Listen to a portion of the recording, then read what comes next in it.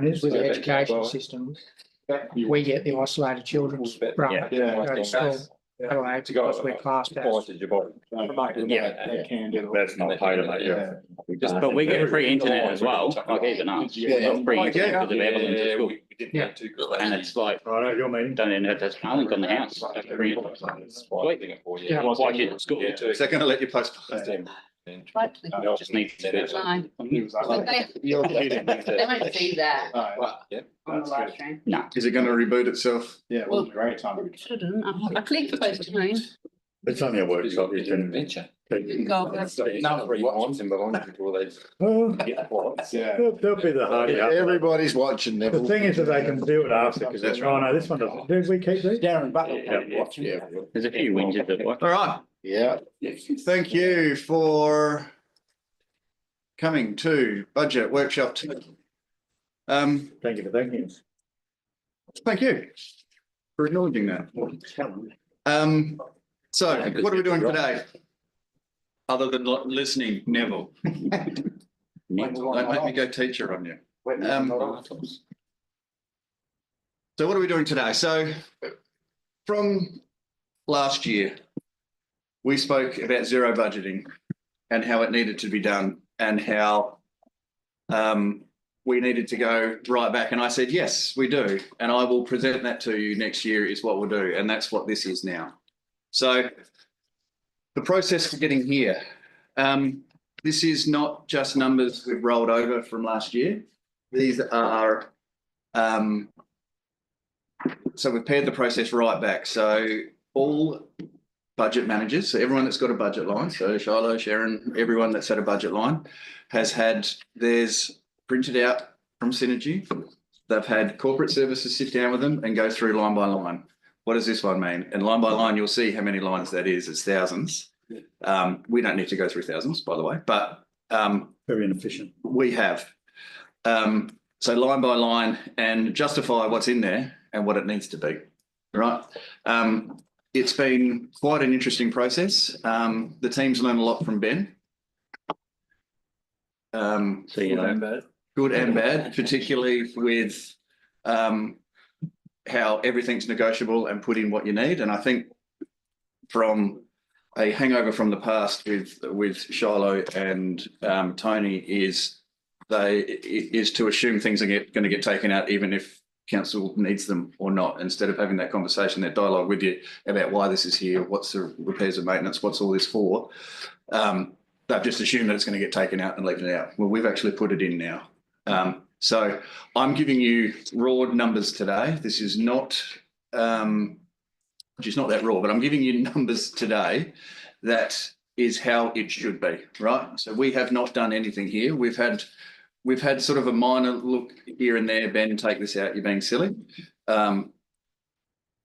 But everything else is how it is and how the team needs to run their businesses. And that's the difference now. So we've got Shiloh runs his business.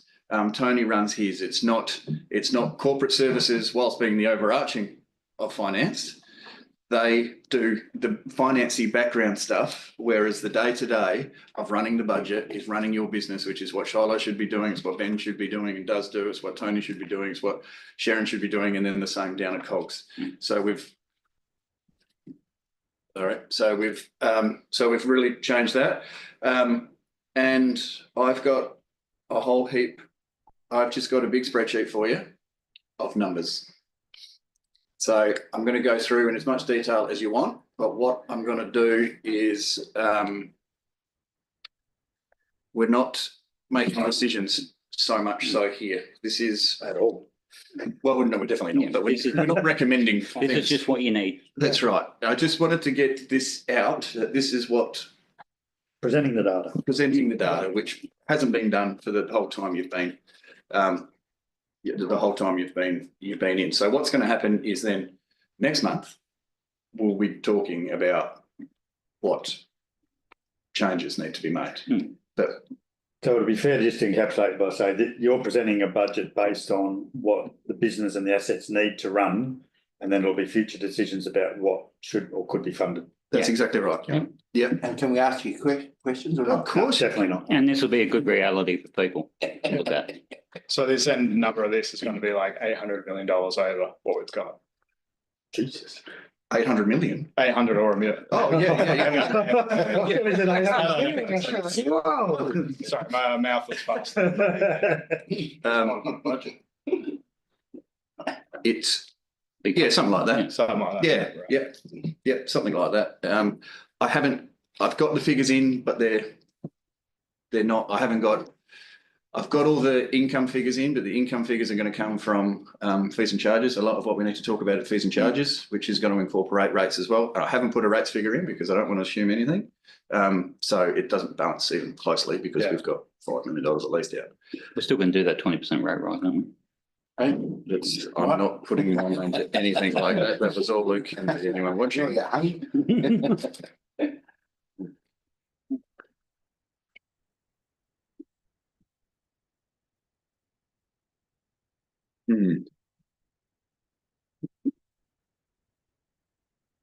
Quite enough savings to fix our audio visual.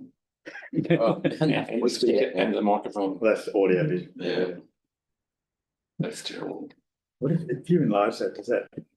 Yeah, that'll be on shown us. All right.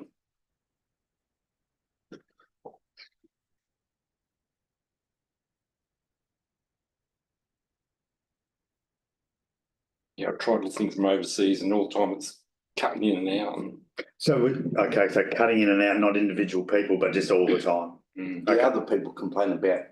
You know, I'm trying to get specific about what the complaint is, though, whether it's, whether it drops in and out all the time, no matter who's talking, and or whether it's. it is better if it's near you too, like. Yeah. I think it's, yeah, because you did shift it at one stage, you brought it down the sand and it was okay down the sand. Yeah. So yes. maybe it needs two, but. Yeah.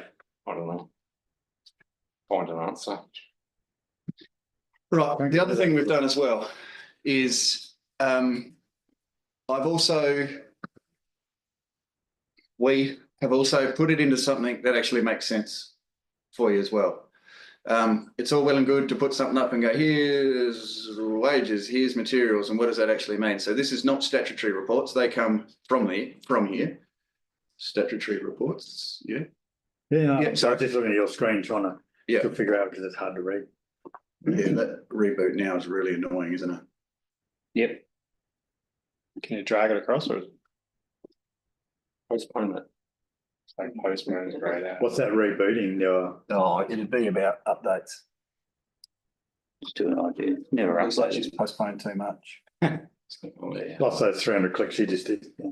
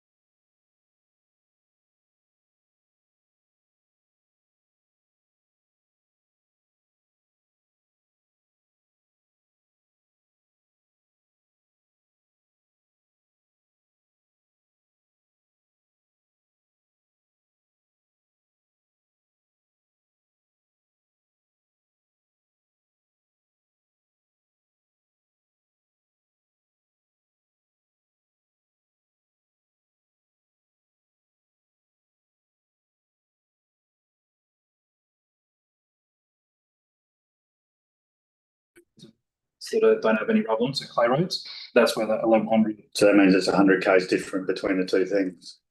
Yep, and it's now different again because we're not arrested. That's saying that it's picked back up onto the Awesome. YouTube. Back. Hello, everyone. Sorry about that. I need to share screen again. Shani, you haven't got Ben in the picture. No. Man in black. That's beautiful. So I wouldn't mind betting that's what starts it up every time as soon as you put that up the top. Whereas if Shona just opened that in her own computer, it would probably just do the whole screen. Oh, yeah. We just always miss out. I can read that. You can't do that. You need to go to Specsavers. Yeah, that's right. All right. Exactly. So, about the report we've got here, and about the figures. So again, we've pulled it out into something that's a lot more easy to understand as she goes through what we do, not just here's the spend. See if you can put it together in your own mind about what happens. So we've broken it up into governance, compliance, sport and rec, sanitary and garbage. You've got roads, we've got buildings and property, childcare centres, right? So that's what we spend our money on. And then under that, we've got a whole heap of other things.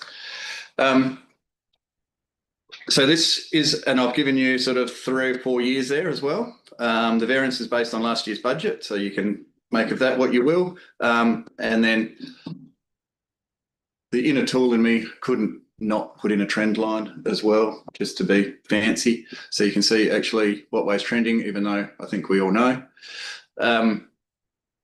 I've also got some comments over here as well about what it's just sort of if it gets too much for you and it's killing your spirit, we can actually, I've got commentary in about the main details.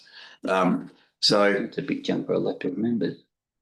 yeah, and this is why. That's right. Election expenses and then extra training as well because of potential new members. So Of course the government wants one. you know, so, and also if you wanted to dig down into it further, I've done it so we can just click and then it brings in absolutely everything. And this is what we've done when I said about the zero base. This is the level we went down to, right down into IE, which is, was it income expenditure? Is it? Yeah, income expenditure level. So Do we have access to look at it? you can, yeah. I'll send it out to you afterwards. I just need to get back to my operating expenses. So from the top, elected members' expenses. Yeah, so you're charging the election to the elected members. No, it's just where it's accounted to. That was the supplementary election last time. That's why it's different. No, it's a budget. It's budgeted figure. Yeah, but he said it went up. Yeah. The 10,000 was a supplementary I election. thought it last should be time. under administration or something rather than Yeah. elected members. I don't know. And Oh, it's to do with governance and administration elected members. Yeah. yeah, the election isn't. Once this year. Well, it shouldn't be accounted. It should be accounted to us personally. Oh, that's what I was. No, it's It's not not. to us. Yeah, It's just in there. Why not? just in there under you I reckon it guys. should be a better. It's only election to have elected members, Yeah. otherwise you wouldn't need Yeah. expense. Yeah. Then you can see $20,000 plus an extra 10, you know, 30 grand, and the variance is going up by 25. So there's an increase in $24,500 there. So Let's take into account we have one less council too, is it? Probably. I haven't got one less council. No, When did we go down to you're council? retiring. I thought the next election that we'd have one less council. No, you have the same number of people, but one will be a principal member and 6 councillors. Yeah, right. That's right. The administration is, if we look at administration, it comes under governance organisation. So it's all of the stuff, the day-to-day, the little stuff that goes into that. And then this is run by, is this one all yours, Tony? I believe so. And you can see what we've got there. It's gone down by $33,000, but why is it going down? Well, we're not paying SCOSA this year. Oh, no. Yeah. Yeah, that was 40,000. Well, last time we accrued that, well, it's supposed to accrue it over 2 years, but I think in the end it got done over 1 year, so you should be accruing 10 grand a year for a SCOSA anyway.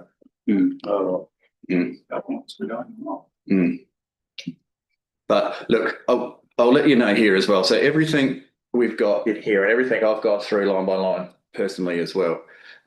Anything that's shaded in red is in my mind up for discussion. And then this is the sort of things we'll talk about next month, right? So things like this one here is one for me. It's only going to be $1,000 here or there, but copy paper. We need to look at our printing and what we're spending on our spending and on our printing, right? And you can see it wasn't done before. So that one's up for negotiation. That one's up for chat, and that's something we're going to talk about internally, and we're also going to talk about it with you next month as well. So you can see we're not just going, here it is, deal with it. Can you please sign this off? This is a lot. You can see there's a lot of red that's going to be discussed. And this is just governance in particular. So this is Sharon's particular. Elected members' expenses have gone up. Do they need to? And then election costs, you can see there. It's going to be another keep going back. You know, when you give your little brother or sister the remote control when you're trying to play. This here going, I can hear all this clicking in the bars, the place, and it's hard to follow. Yeah. That's a bit of pain, but at SCOSA, didn't we put in 10 grand over the last few years? No. Was it all just one lump sum? Yeah, was it? one lump sum. I What think were we we- included over 2 years too, at 20. do 20 grand over 2 years. Yeah. But then what happened earlier on, we were hoping that they would swap the bill to help with their operating costs. Right. So we just rechanged it. Ah, to right. 20 grand for this Yeah, year. no, So when that come in, we never used to have it, did we? SCOSA, checking us It's out. in that other format. So it's another refund we get Stuff stuff. that we were talking about. We'll do the same presentation. Well, it's just another report that does bullshit. Oh, it gives people a job. Yeah, That's right. that's what it is. I've just got it vertically. Okay. And the amount of councils they must make a fortune there somewhere. Yeah, just got it. 40 grand a council. Yeah. Office occupancy expenses. Next. We had an opportunity to remove that and to reduce that. And you can see there's a few things we have pulled out. Nothing major, but the things we can talk about. Would that broaden if you drag that, will it open up the box so you can see the comments automatically? Yeah. Yeah, I just blew it up so I could. No, but if you grab the side, can you not open that? No, it doesn't. It's just for some reason. Yeah. It just gives you a border like that. It's that way you can see the comments at the No same good time. reason. Yeah.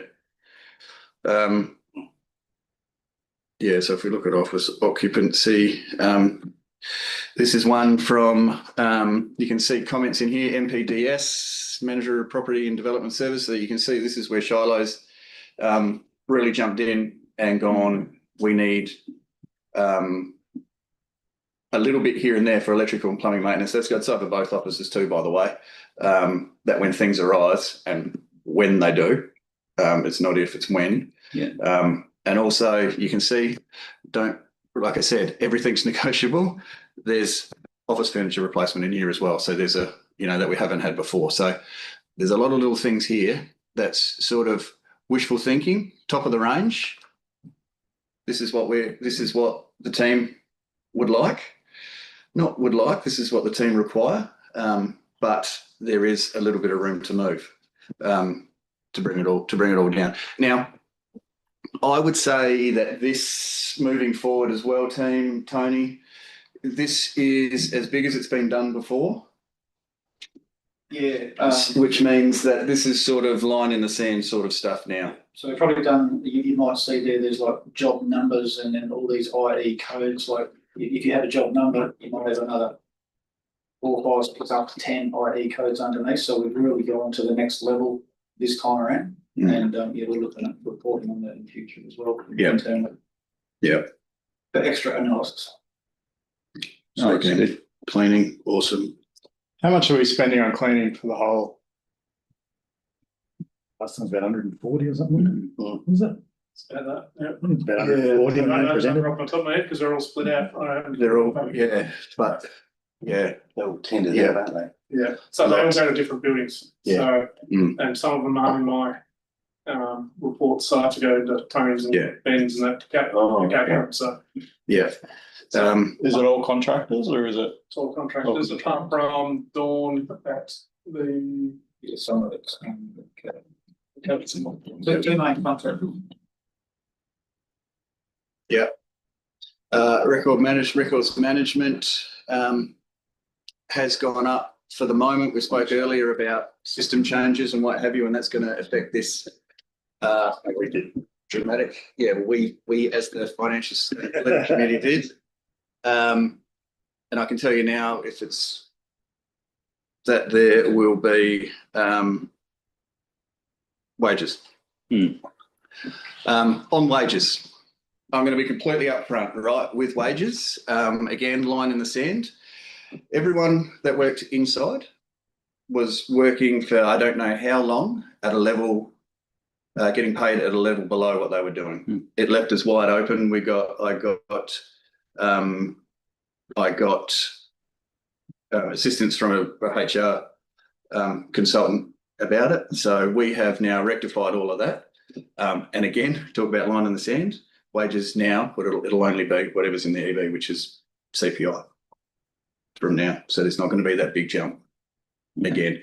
And because of the way we've managed new staff, there hasn't been a big jump, but it means the wages savings that would have been because of the people we haven't replaced is not found here. With our wages have stayed pretty well the same. The employment costs. Well, gosh, so they were getting paid less than what the level, underpaid, so we've corrected that. Yeah, we've corrected it. Yeah, it was. The consultant was. Yeah, Did you have to back pay people? Is that what you're saying? Yeah.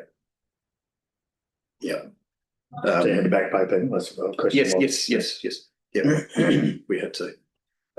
So we noticed a bit of that especially in the heavily. But yeah. We were exposed, but At least it's right now. It's good. that's what I mean, sort of. So why would that have happened previously? Who would have had, is that the CEO at the time not doing the right, not overseeing it, or because a lot of these things creep up and at some point we just need to say why something happened, because that shouldn't happen. I think it's an easy thing to look at and then go into things like this and go, I'm not going to change it. It'll be in my seat. No. I would say it's easy not to. But you just said that we were exposed by it, which means that you're saying that we've had previous CEOs exposing the council to risk. Could have. Yeah. Just, I mean, this is part of what people want from council, including the councillors, is transparency and ownership. Yeah. And so that's a pretty major thing. I mean, it's not necessarily underpaying per se, it's under specifying what their role was. Yeah. So it's doing it by default. Yeah. It's still serious. Yeah, man. Weren't they employed on a standard when they were employed though? Yes. But they're working above a level of what? So their PD, so what they actually do, their position description was assessed, and their position description, we assessed it as level 2, but actually they're working at a level 3, sometimes 2 more. Yeah. So it's the old saying, local government, when you're good at your job, you don't get more pay, you get more work. And I think that's what sort of gradually happened over time. I think that's any business, to be fair. Yeah, well, it's not unusual. It's something I've seen. We've limited. Yeah. Yeah, but if you've got time to do it, you're efficient. But Yep, there's a difference though. Yeah, it's the type of work they were doing, not the amount of it. Yeah.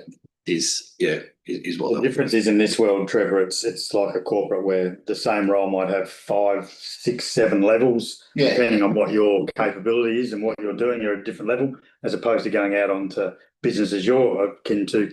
You might get paid a few more bucks, but you do everything and anything. There is no level. Yeah, it's just you do the work. Yeah.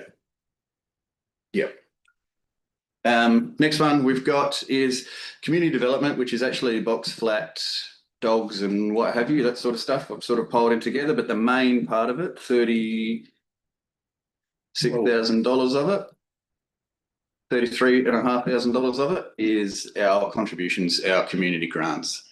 So our MOUs we've got out there. So we've added an extra $6,000 on for the Taylor Bend Community Centre request for their vehicle. Where was that going before? We weren't. It wasn't in there. We weren't We paying. weren't. We weren't paying it. We was years ago, but. We were in this term with 6,000 was the Yeah, original. yeah, yeah. No, but in this term. Once it got changed, it was run from Taylor and Ben. It was all, wasn't run by the councils anymore. It was run by that other group. Got ten. So, That didn't go. That's 1,700 now. It's not 1,800. yeah. Cool. Well, savings, write that down. Wow. I don't know whether you've seen the Like, library. because they're getting all the dogs or so less dogs now? No, we just baiting the same as we have been, and we're getting the baits for less money than what was paying before. You see, they cost a fortune. Might have been a mistake. It's cheap in the room that we usually. Yeah, but I think it should still come under what we pay because we pay above Yeah, okay. with the library, so. Yeah, that will come up very shortly. Yeah. Finance and accounting is one that has gone up, and again, accounting and finance here, it is all here. It's tiny little numbers. But we've got new auditors, so things cost more. What we've also added in, there's the big one there. About bringing, we are doing, this is our accounting contractor. This is what it is. We're budgeting for this now, 19.5 for our accounting contractor. We're doing whatever we can to bring as much in-house finance as is humanly possible without having an accountant on staff. So this is the first step in sort of removing those guardrails for us, if I'm honest. So yeah, that's a fair chunk off there. Have they been notified that we're going to be reducing our services with them yet? No. We've also, yeah.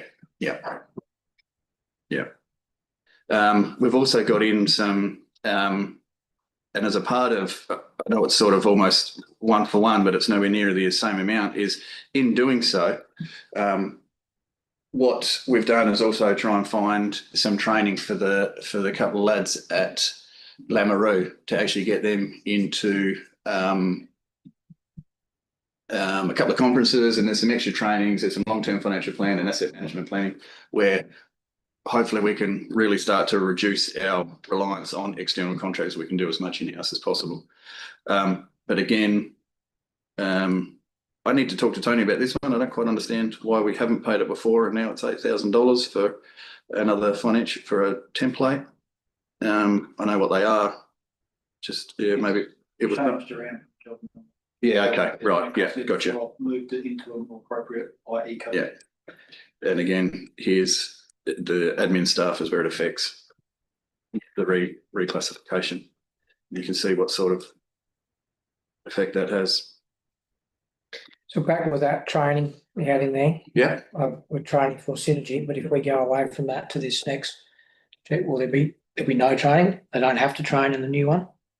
The training will be included in the implementation cost. Implementation cost, Yeah, yeah. which I've got right down in capital because we can capitalise those. Oh, yeah. Yeah. Just for the other three guys. So there'll be discussions like today in the Financial Stability Committee. There was a presentation about what software system they're talking about. And obviously that comes to the chamber as a presentation and a policy suggestion and whatever.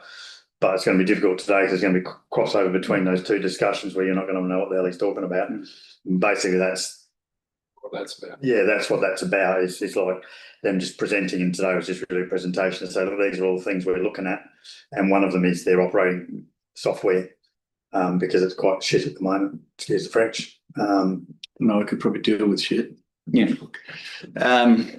Very good.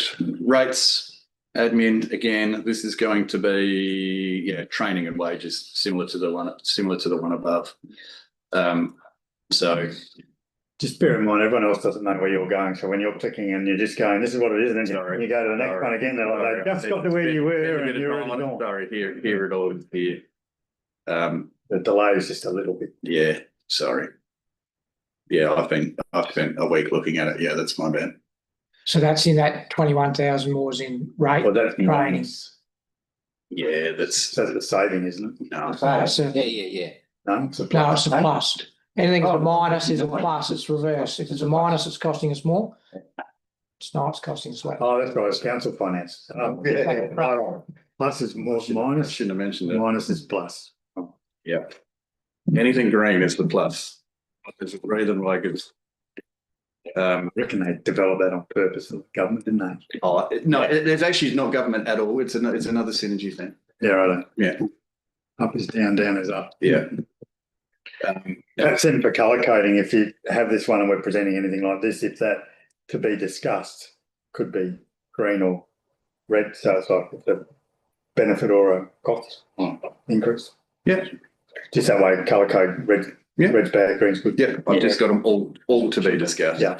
And again, you can look here, here's local government financial management module training forum. There's also a conference for Printing and posting. for Ray, but here's this is why I wanted to bring this one up, because this is actually something we should have put into the committee, is about really looking into and making a real project of calling people and getting them onto emails and not printing, even if they're on email rates. Yeah, so that's why that one's highlighted, to see if we can find some, if we as the admin can find some savings there.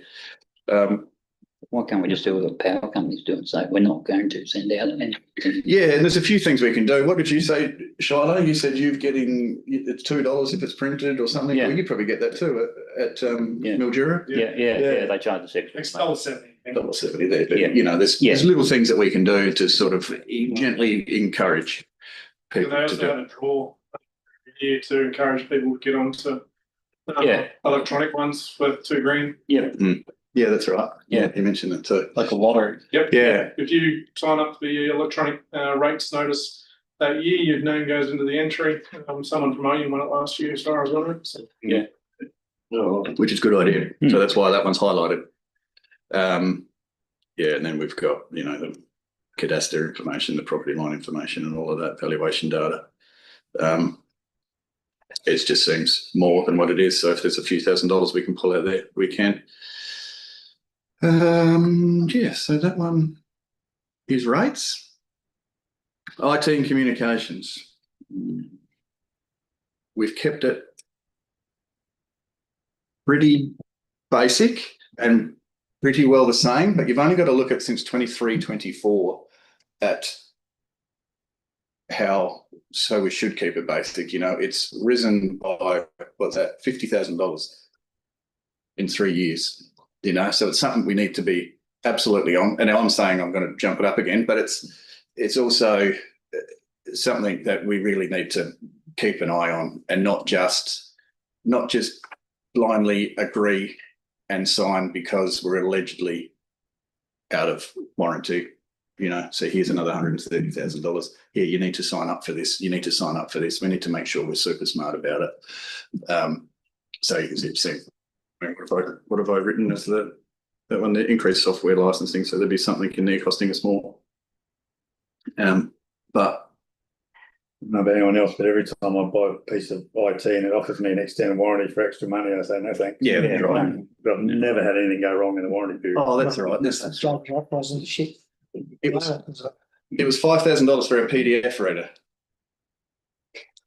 which Tony and I fought over because I swear it was a perpetual license. So you buy it It once. wasn't quite that. There's some extra. Ah, okay, right.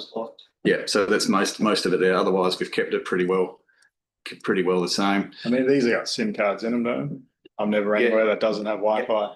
Yeah. Why have we got that? Yeah. Yeah, lots we could look at, and then we've got, you know, this is what I talk about. What it costs us. 47 for synergy. This is why it makes me angry. For what? Altus Payroll at least is a good system and does things, but it costs us a fortune if we want to make any changes, even though it's fixing their problems. So again, James, this is referring back to the software that We were talking about. positioner is putting up, saying that the existing systems are multiple clunky and reasonably expensive. That's And nearly he's going to propose to the chamber a different system. Well, once he's finalised it, which will have an upfront cost, but it should save money in the end. Yeah, you know, so there's over 60 grand But you're not going to save that 60 because you said going to the. Oh, no, it's It'll be- going up, yeah. Yeah. But, yeah, there'll be savings otherwise. Be a lot of time saved. Yeah.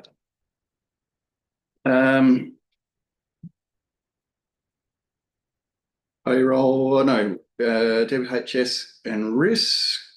Again, it's another one that just, it's going to keep going up. This has got insurance and stuff in it as well, Tony? So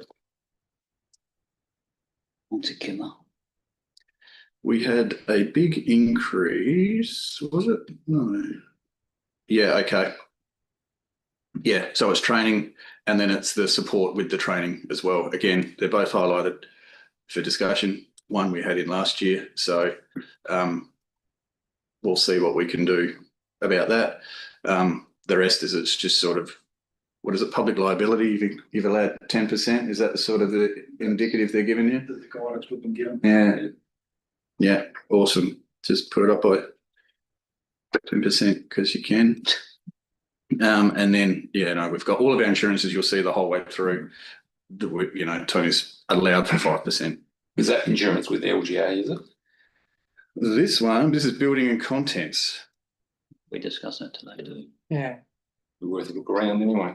Definitely, yeah. So that public liability insurance, what's that 105 covers for? People suing us if they, Yeah, to Yeah. what level? Yeah, what's I think 20 million. Yeah, I think. 20 million. Which is standard. Yeah. Is it more? Farms even. Yeah, I don't know. We, like I said, we're doing a whole bunch of work now. Yeah, Yeah. we're in on. Again, it was said in the Top of my head. committee meeting today that we need to go and get outside competitive quotes and not just rely on LD. Yeah. LD insurance. You test the market, that's right. And there's a few of these here that we will be testing the market with as well. Well, our insurance. Issue.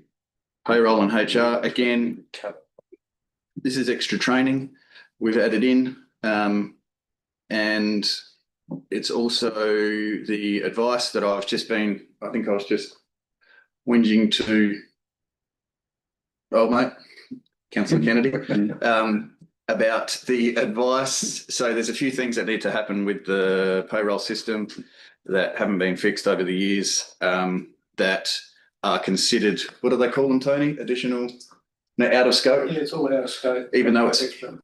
fixing our payroll system so it actually works. So it's their problem and they want to charge $6,000 for one and $5,000 for another. So there's another 11 in there, which if we change, we'll just adopt the new payroll and that won't be there. Yeah.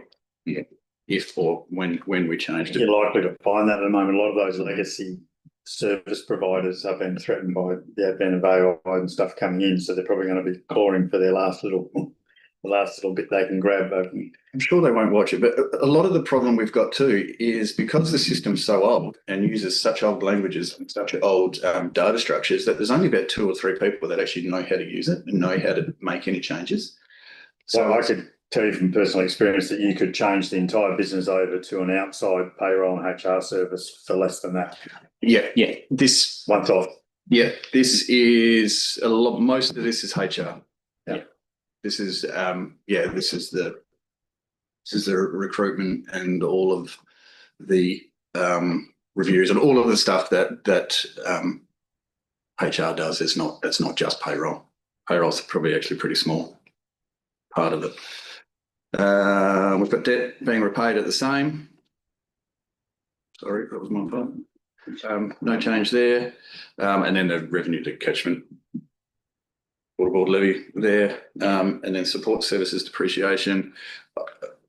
Please don't ask. Should there be an amount in the catchment levy recovery for the lack of payment of rates because we've already paid those levies?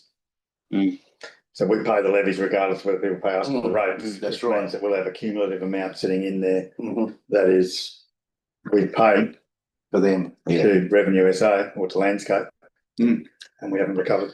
get off the rate pays who haven't paid, yeah. Well, it's just, I mean, Well, it's it comes in we're- eventually, but we're. Well, maybe. Yeah, we paid for them, yeah. just, I mean, there should be an allowance in there at least because we're actually doing it's not zero. Yeah. Well, Oh, well, you're saying it's going to be zero movement. yeah. Yeah. And we've just got what comes in, what goes out. Yeah. you know, so it's exactly the same. So I guess we can make sure that what comes. I guess in our liabilities, we should be accounting for that because we've paid for something that we haven't received. Yeah. All right, governance and admin done. Can I just have a look at the payroll and HR one? Is that right? Certainly.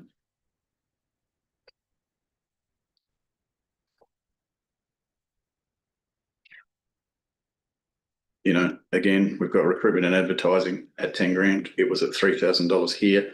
This, I'm assuming this was me.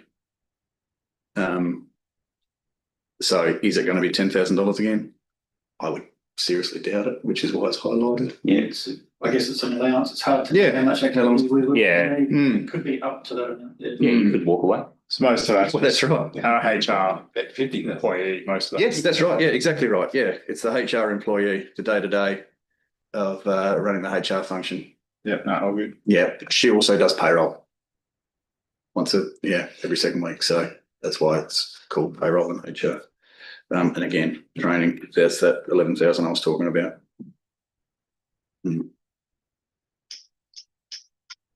All right. When you account for staff in there, you're accounting the on costs as well. Yep. So you've got 45% in there, or 50% of probably is in here. What is it in the internal? Is it 50% on cost an employee? It probably is. It's all done through a spreadsheet. Have to be at least that all as well. It's, you can look. Training. Well, no, just with your normal, so with your sick leave, annual leave, long service leave, payroll. So if you pay someone 100 grand, they're costing 150. Okay, all right. So yeah, you can see. There's an extra 20 on top of it here, so there's 25% just in that one. Yeah. All right. Thank you. Sport, recreation and parklands. And again, let's not lump them all together. We've pulled them all out. So we can actually see now we've got the caravan park. You've got every one of the parks and gardens. Now, this is the first time we've done this. So there might be a little bit of interesting about where things have been allocated. You got an income line attached to that or not? Which one? This For one? any of them? Oh, yeah. For those, because a lot of those, or some of those, okay, so not in the same. Yeah. I've got them all here. Yeah. Because it'd be handy to see that alongside to say this is in, like as in, well, go on again. Sorry. Yeah. Steady, Sorry. but like in between D and E or you know, E and G, it would be interesting to have the income line. Yeah. And how much came in from it for a pool, for a this, for that, for something else. Would be. What's the massive difference between Lameroo and Pinaroo Sports and Rec? One's saved 5,000, one's cost us 23. Coming down. Yeah. Right. Oh, jump down, sorry, Yeah. Parks and gardens. Ben, what did we say? There's a Pinaroo project that we had $30,000 funding for, I believe. For the upgrade of the sports grounds there in, Yes. in So that got put into yeah. maintenance in there, so therefore it's not in there this year. So, but Yeah, that's right. generally, Parks and Gardens, what we've said is there's a split 50-50 Lameroo green area and Pinaroo area, Parks and Gardens, and that's where majority of our, we'll call them surplus labour hours are. So we know what budget lines those are versus sport rec. We do a very similar thing. So that way we know we've allocated the same money for Lameroo, same as Pinaroo. When we draw down and we go, oh, we want to spend all our guys sending to that space in Lameroo, therefore they'll show actuals different. But what we're saying is generally we're trying to split them 50-50. So Perilla, for example, is the equivalent of Parakeet and Dranium. So in terms of that, so from a budgeting perspective, actuals that we might spend more at Dranium to do something or more at Perilla to do something. So It would be nice to think we could get to a point where you put what you believe you're going to spend, like Pinaroo and Lameroo aren't going to have the same green spaces. They're simply not. They got different parkland, they got different playground setups, they got different everything. So there's nothing wrong. I don't believe in saying, well, this one's going to cost us 50 grand more in our budget because it's got more to look after. So that's a fair thing. yeah, in my opinion, we'll call them 3 slush funds, we'll call it. So Unsealed Road is where most of the civil labour is, or road maintenance labour, and Parks and Gardens, Pinaroo, Parks and Gardens, Lameroo. The rest of them we sort of set at basically on the last couple of years' actuals. Yeah. And we round those up. So we basically, there's a spreadsheet that sits behind it. There's our labour component. We split it on averages, and then it's allocated. And then if there is any differences, we know that it's going to be in those 3 budget lines that we can move around. So if we were to go down and contract out road maintenance, there's one budget line that we can go, right, that's where the surplus money is, or that's where the labour component is. It's kind of like the pools. The pool at Lamaroo is quite more expensive to run anyway, isn't it? Yeah, it's a bigger pool as well. And the pools, Or just a different system like the chemicals used. yep, and the pools are very detailed in terms of the various accounts. So you've got generally you've got a maintenance, which is where my maintenance guys will go and do the work. Then you've got the recreational officer, which is Cassie, that does all the overseeing of the lifeguards and canteen people. Then you've got canteen and lifeguards separated over Pinnaroo and Lamaroo pool. So if you wanted to break down each of those costs, you can then see them individually. Yeah. So if you have a look at these two here, the pools, because these is pretty, it's all done on plant hire rates and what have you is the only real difference, and labour overheads. And there's been a little bit of there's been a little bit of increase in the labour overheads. So can you explain labour overheads, Ben? It's the stuff that goes into. So it's all the extra stuff. So the man did talk about before. So it's your super, your sick leave, your other training bits and pieces. So for works, all the infrastructure, so there's 15 odd people in infrastructure, everything that runs out of the depots and the on costs, we bundle it all up, and then we allocate for every hour we do on a road or a curb or a footpath. We then allocate an overhead portion of that. At the moment, the calculations are based on about 100 or 110%. So for every 1 hour we spend on a road, there's an extra hour of time that it costs us behind the scenes to do stuff. How that's broken down is my wages, the 2 coordinators' wages, the depot, building, structures, etc. That all gets combined into overheads. Your training, your sick leave, annual leave, etc. So where we can, we have rationalised this slightly in terms of being able to make sure where we can, we allocate budgets to actual works, and therefore there's less carried overheads by people not allocating to the correct account. Can I stop this for just a second? Can you just go to Houston, we've got a problem. Yeah. I just turn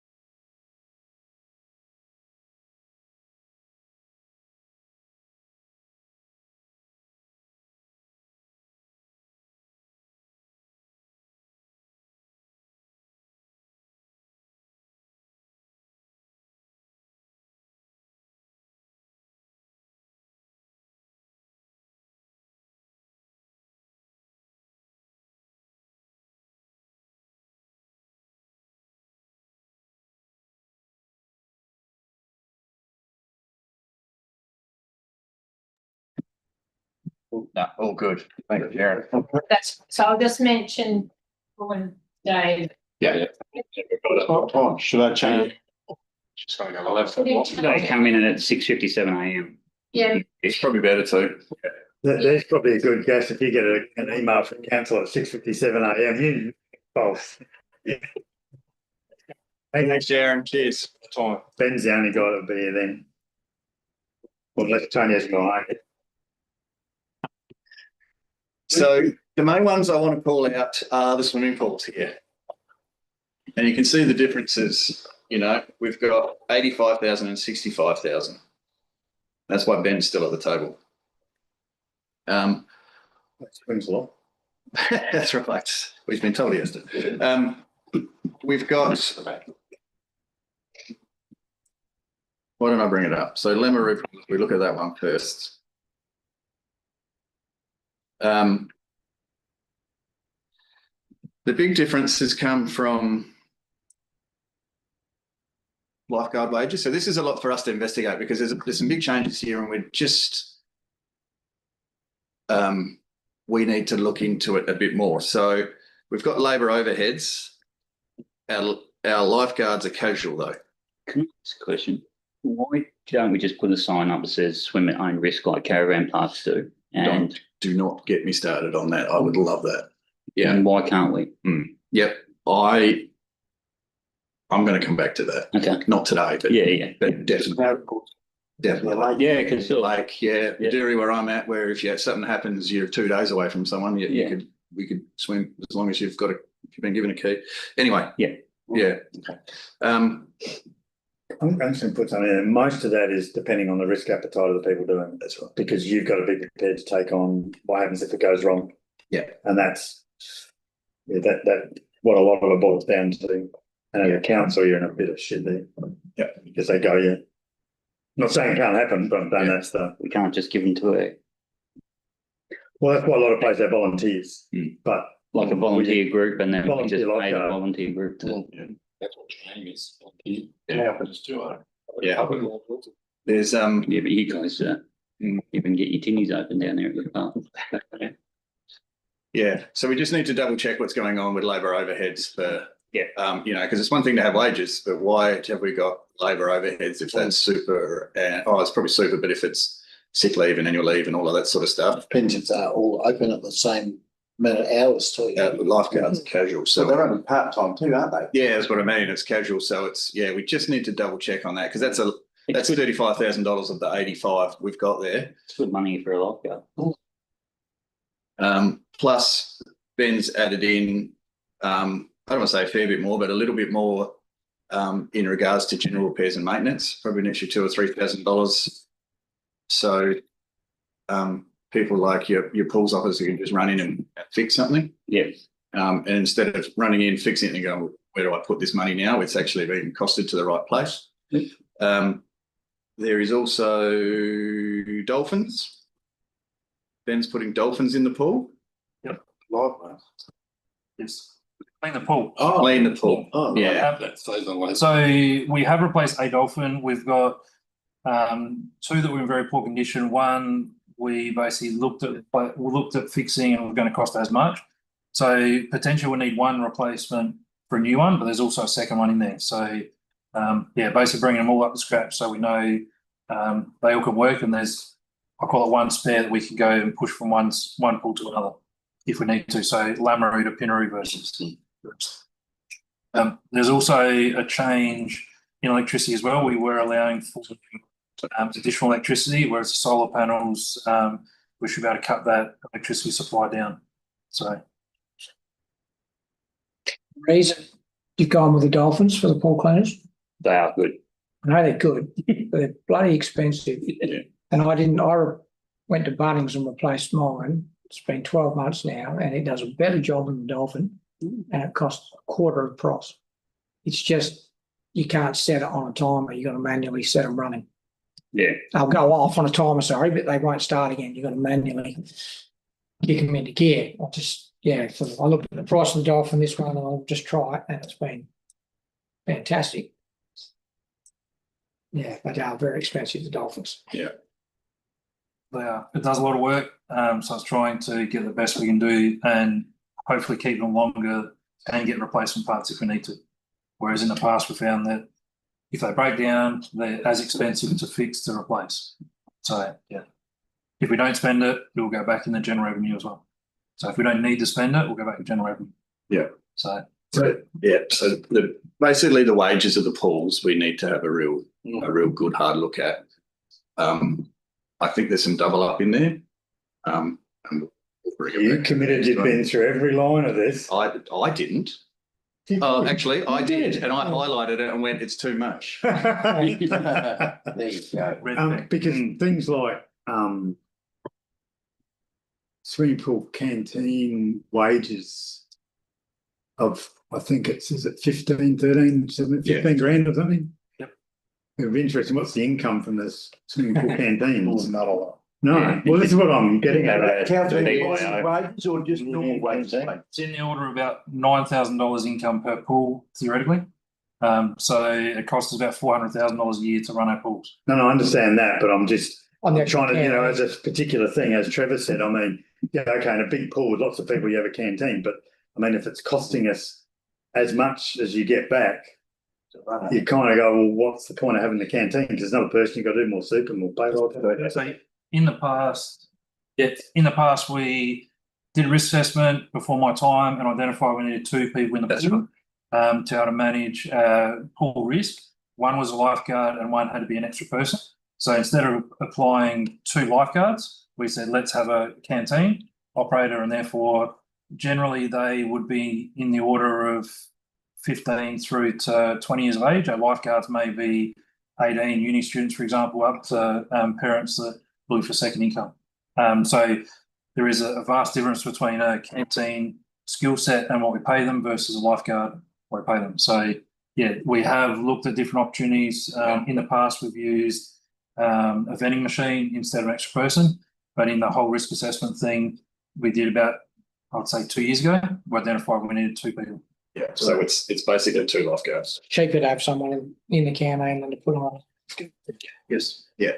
And so spending a bit of money. That's what it is. Yeah, and it's, look, we budget $4,000 is what we take in, so. It's that much. And that's what we've just spoken about. That was Lamaroo Pool. Tinaroo Pool is exactly the same. Because it did work out, it cost about $39 for every swimmer, isn't it? Or something like that, or something ridiculous. Yeah, I'll have those stats at the end. I'll have that. About 27. Yeah. Varies from one pool to the other. It's a big bit for a pool like the subsidised for Macquarie. Yeah. Because we've got the counters now, I'll actually be able to have how much that is. Because we come up once. One of them.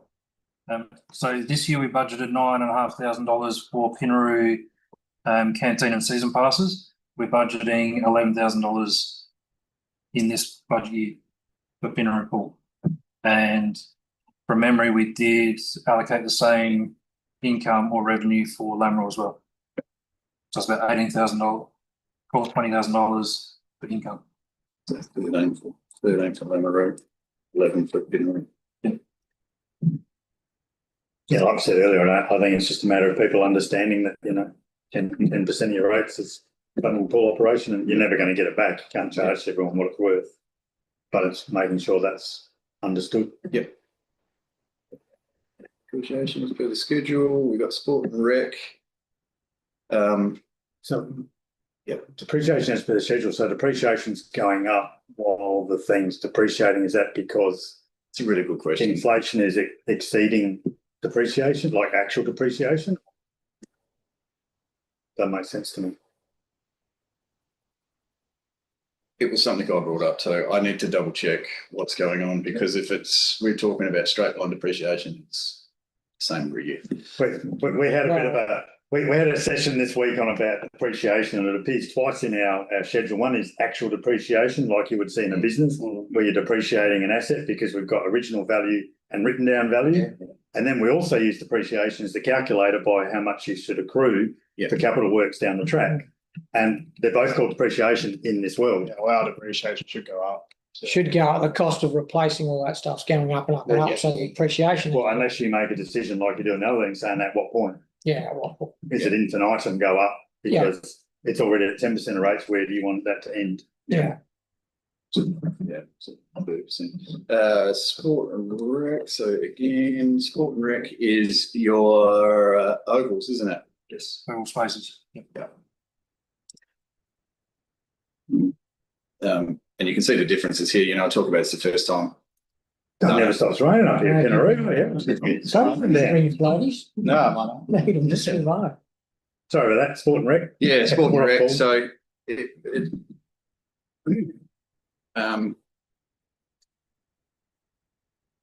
red, that must have been really bad. Yeah. No, red is good there, but that's again to do with how it was costed 2 years ago. and what the what was I looking for, Ben? How do we charge our internal plant hire and that sort of stuff? But yeah, so Lamprey, you can see it sort of stayed pretty well steady. Pinnaroos had a big drop, which is the project that was in last year that is not in this year. Geranium stayed consistent again. Barilla, we've had an increase. That was water usage on Yeah, it's on the tennis courts. yeah, Some heaving. that's right. That's right. Something to do with wages here as well. So So a big jump from last year. Yep, so wages, like I said before, so we've allocated wages that are equivalent for Sport and Rec for Perilla, equivalent to Geranium and Parakeet. So trying to Yeah, okay. reallocate the buckets of money. Yeah. So like I said, the wages budget in general is what the way we haven't increased staff as such, so the wages are still the same. There might be a percentage increase for wage increases and a percentage of super adjustment, etc. Across the board, wages shouldn't go up. There should be exactly very similar or exactly the same in terms of FTE count. Labour overheads is a percentage. Now we used to allocate about 100%, now it's 110. And the other component is your plant recoveries, which is what it costs you to run your plant divided by how many hours you use across each budget line. Yeah. So That's going to be a bit of the increases as well. Is there anything else you want me to go on there? I can go down to sanitary and garbage because we've got a couple of doozies in here too. Just in terms of Sport and Rec, we know that we got different bore pumps, etc. They run different electricity consumptions. We have based it on our the last 12 months worth of electricity supply. So again, we've budgeted for what we would expect to spend on electricity. If the rain keeps falling and we don't get 45-degree days, we should have surplus in electrical costs. But again, we need a budget for it just in case it does come through. So the double of Perilla water rates was just the fact that somebody watered it better. It would be the electricity supplied with the water. Yes. Here would be the Courts were good this year. yeah, they were. Didn't really win anything. Just constantly. Still got logged. Yeah, Thriller came last in tennis. Did they? But we won everyone's hearts. Second last. We did. Right, sanitary and garbage. Landfill, Yes. the reduction is labour, and is that due to the fact that everything's going to Murray It will be an adjustment based on whether it's waste transfer station costs or whether it's rubbish collection costs. So there is an increase in transport costs going to Adelaide Hills waste recovery, and therefore we have allocated some more wages across. But theoretically, the wages are split 50-50 across one staff member across. So that is for the rubbish collection labour. You'll see waste transfer station. That's our bucket of labour. We've pushed more labour to those accounts so we can then transport the stockpiles of waste to Lameroo so we can crush it. Yep. So which is why we've got curbside rubbish collection is the next one, and you can see that has had a big jump. Yep. So that is the gatekeeper fees for disposal at Murray Bridge, which we'll come back to council in regards to. Here is the total cost of what it's costing us to take it there. At the moment, the trial was based on not using a landfill here, therefore there should be a depreciation or a usage savings, which we haven't realised yet. So we need to work through that. So that's 84,000. That's EPA levy at the gate as well as disposal cost at the gate. So, yep, that's right. Now the other thing about that, like Ben just said, we'll work out what that looks like. Yeah. What's your gut feel on that? Is it feel like it's saving money or not? it's not saving money. It is. But it's a cost recovery. It should be based on cost recovery. So theoretically, if you do a bin, You just have to charge a bin it. pickup, therefore we need to make that calculation based on what it costs you to run that service at the moment. So There's about $1 million savings to outsource.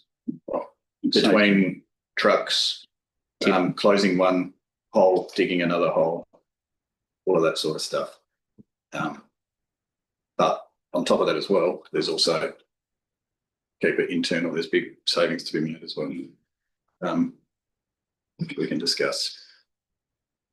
Curbside recycling is the same sort of thing. It's gone up by, I'm guessing it would be exactly what you were just talking about, Ben. Yep. So curbside recycling, cost for disposal and hook lift bins. The contract rate is very similar, so therefore it hasn't gone up much. It would be labour associated with it. Yeah. So yeah, and that's the cost of the rubbish truck going down. Yeah. For curbside recycling.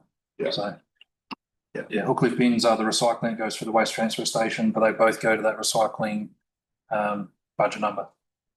And you've managed to keep recycling disposal the same? Yes. Well, there's not a significant change. Yeah. So yeah. That's all user pays recovery. So that's one where you really do need to see the figures to see, well, you know, what's the cost? So yes, that's right. Where does the money come from to get rid of the asbestos?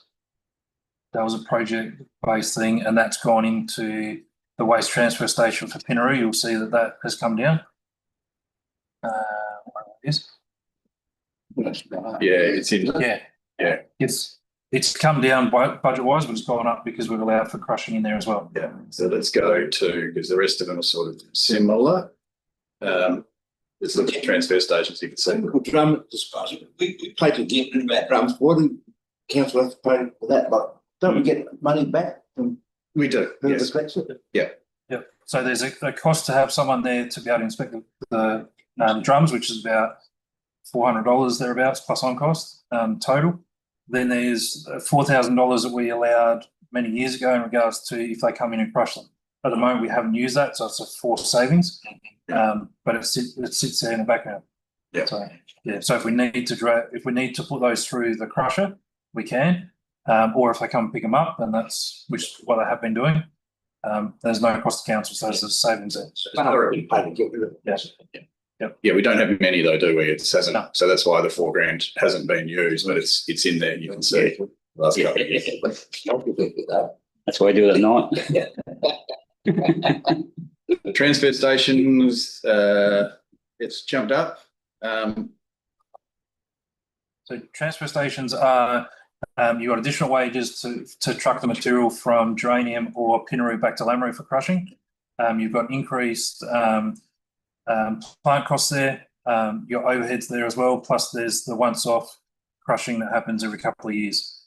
So how much stuff gets picked up by people that go there and buy stuff or pick stuff up from there? Because there's a lot of good stuff goes there. Well, yes, a lot of tip turkey. We have to process the stuff that comes through. So at the moment I guess we're looking at some options in regards to how we can better reuse that stuff.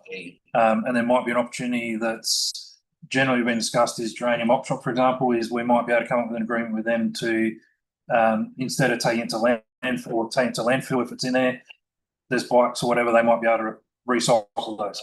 Same with Pinaroo, there's a whole stack of bikes down there. If there's a community group that has a reuse or an on sale scenario, we'd definitely be looking at that instead of crushing them and putting them in Victoria, they charge you like $5. They go to the council. It's value on that one. Oh, yeah. Value to someone. They don't. Yeah. Cracker. Charge extra to dump it. Yeah. But yeah, the most of it is your mulching and your crushing that you've got in, and it's scrap metal dealer in just come through. Yep, which we do. So rights are down there. Yep. So rights are down there at the moment pulling material out. Yeah. So the crushing we call it crushing and mulching is at green stockpiles of material there, which we shred and put back over at green spaces. So generally that's rehabilitation of the landfill. We have our waste timber, which is pallets and old furniture and stuff, which is crushed, and that goes back into the hole. We have tyres that we go through and shred. If they're a certain size, sometimes the tyre recyclers will take them, but generally it's shredded to a certain point. Any bulk plastics and any bulk other general waste. So concrete and bricks and stuff like that will go potentially back in the hole as it is, which we don't have a lot of, but everything else has to be crushed to a certain size, so it will actually go into the hole and get consolidated. So we get many tyres. There's a number of tyres in there, yes. There's a bloke, there's a company, Naprolade, that goes around and they just go to the tyre stacks, tyre places and grab the tyres out. And they either give you $1 for them or nothing and just take them away because generally they cost everyone money to get away. And they send them, put them in a container, send to Africa because they got no road rules over there or registration rules. So they just put them on any vehicle and use it. Yeah, 100%. Yeah. There's also a place at Lonsdale, Tyre Cycle, I think it's called. Yeah. That's where we were. I think in the past we were crushing or shredding them to be used for that. But there's more because they're using it for road materials and other bits and pieces. The specification's pretty tight on that. Yeah. But basically, we can't go put them in the hole unless we crush them down to a certain point. We're using any options like that. We're definitely looking at. So it cost a fortune to bring. Give you his number. Yeah, cost a fortune to bring the shredder up. Without curbside collection, do we know, like, is there a portion of bins that have green waste in them? Because we don't have a green waste bin. So how much of our rubbish bins are actually being filled with green waste and not household rubbish? Personally, I would say there would be some. In terms of where we need to go in the future as council, being a good corporate citizen, we should be looking at a green waste pickup. Is that going to be effective at the moment in terms of cost recovery? I would say probably not.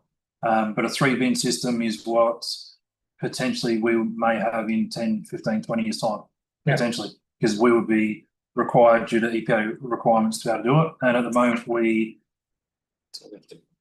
moment there's pressure to be able to do it environmentally, but we also need to say, if we were to split it, where does it go to and what's the nearest processing plant, which would be Jeffreys, for example. And at the moment we can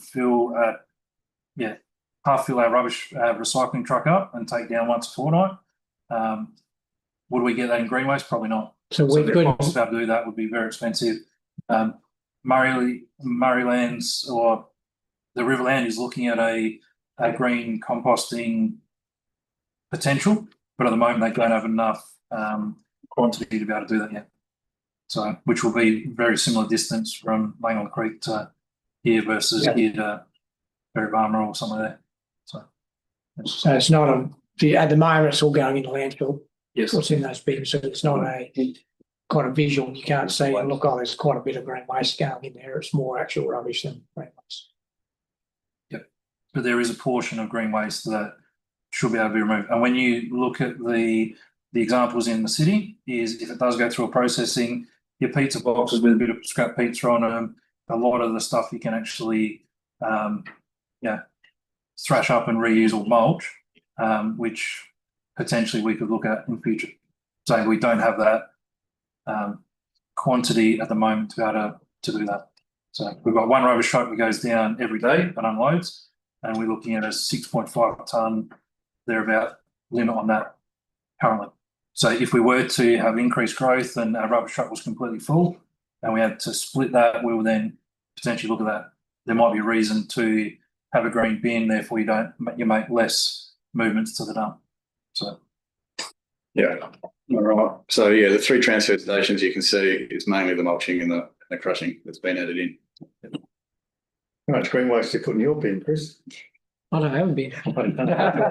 No way. I do. I take my road. When we were living in Lameroo, like all your lawnmower clippings and everything went into the bin. So onto the effluent drainage. So that stayed pretty well consistent. Ben's added in some desludge for the pump stations. Yep, pump stations. Yeah. So basically, in line with what we've been saying the last 12 months, is we know we've got, an ageing infrastructure for effluent. If we look at trying to make sure our pump systems work and try and desludge from the property IP inspection point into the pump station, pump station to the lagoons. If we can keep them maintained, then hopefully they'll last a lot longer, and hopefully have less blockages and less pump issues. At the moment, we're using it as an exercise to make sure we know what's happening in regards to pumps not working or potential blockages which cause impact to our pumps. You can see, I have thought about it. Again, the question was raised by someone else that why is that cost so expensive when we have a desludge truck anyway? The desludge truck will basically pull out septic That's someone's waste. However, the desludge we're talking about for the pump stations have a snorkel that goes down about 8 metres. Therefore, they need to be the big vacuum trucks from Adelaide, the $1 million units, not just the couple $100,000 units from Riverland. So there is a subtle difference in there. So it's not cheap. It's in your box. Telling me how to suck eggs. I think is what he was alluding to. Oh no, I think he was pretty direct about it. Stormwater expenses. We've had a big. So stormwater expenses, it looks like it's come down. Just get to the right bit.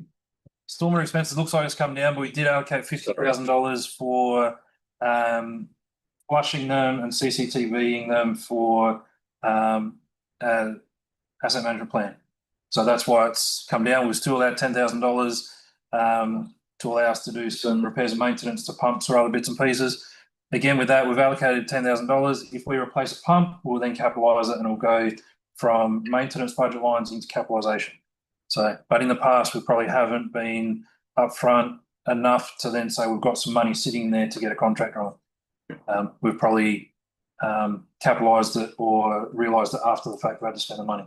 This is saying we should have that money in the budget ready to spend if we need to, and it's a savings if we don't spend it. Yep. So. All right, stay where you are because then we're on to roads now. Favourite topic. How did you want to? Okay. Depot expenses. Depot expenses. So in essence, that is the indirect costs. So it's my wage, it's the 2 coordinators' wages, it's all our vehicle costs for us. That's the 2 depots, having those buildings, having the structures in the depot, having the fences, the cleaners that come in, all that sort of thing is in that works indirect cost. Every 1 hour of labour, the equivalent cost is about 100% on cost. So for every $1, it's $1 of on cost. So our training is in there, sick leave is in there. Yeah. So where possible, we want to try and keep that 100% or less. Yeah. So if we, We've had a big increase from 25, 26 budget, but with not so much from the actual of 24, 25. But can I click it now? And you can see it all there that Ben's been talking about. Still plenty of highlighted for us to discuss. You just want to go up and down again so I can read it.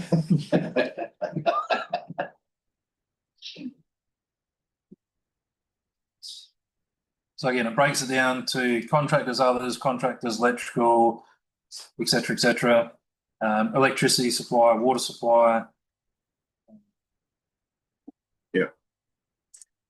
And then you've got the expense allocation from everywhere else. Yes, which is the overhead. So you've basically got the expense in the top column that balances it out to the indirect costs.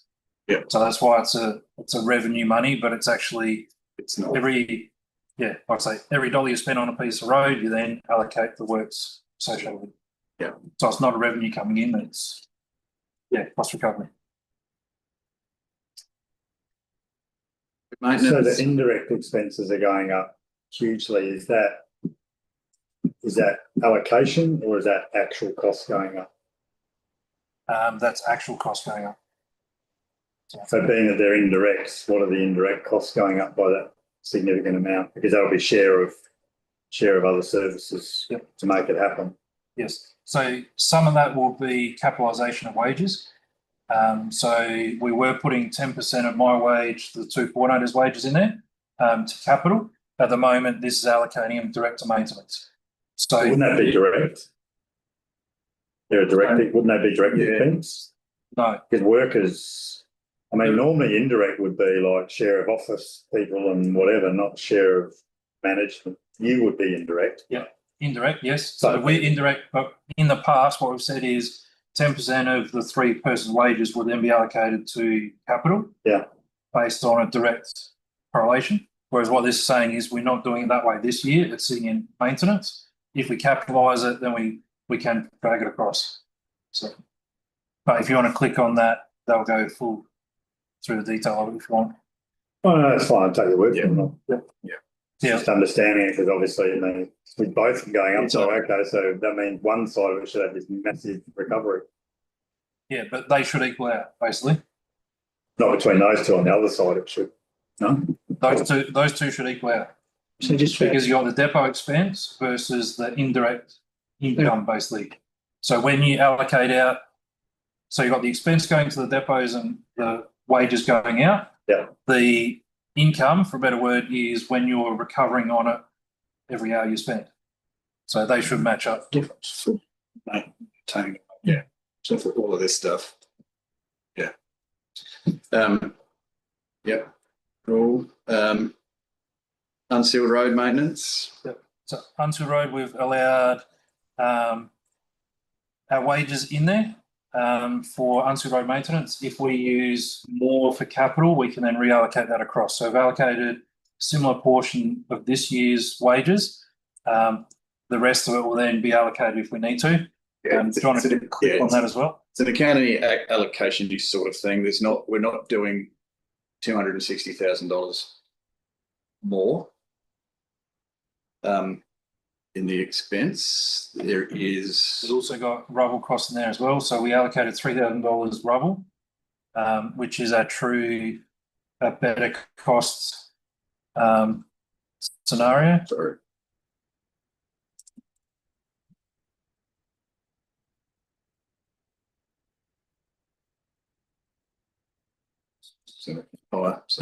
So you've got your cartage costs split out. So we allocate 3,000 tonne per year. What you see is in stockpile here at Pinaroo Depot or down on Philby Street or Philby Road stockpile. So again, 3,000 at a unit rates there. If we use it, we use it. Also, if we do patching work, we can try and capitalise that as well. So sitting in maintenance, if we do maintenance patching, we can. If we need to capitalise it, we can try and get into capitalisation. Sealed roads, we've got the same. So we've got mainly increase in your materials, isn't it?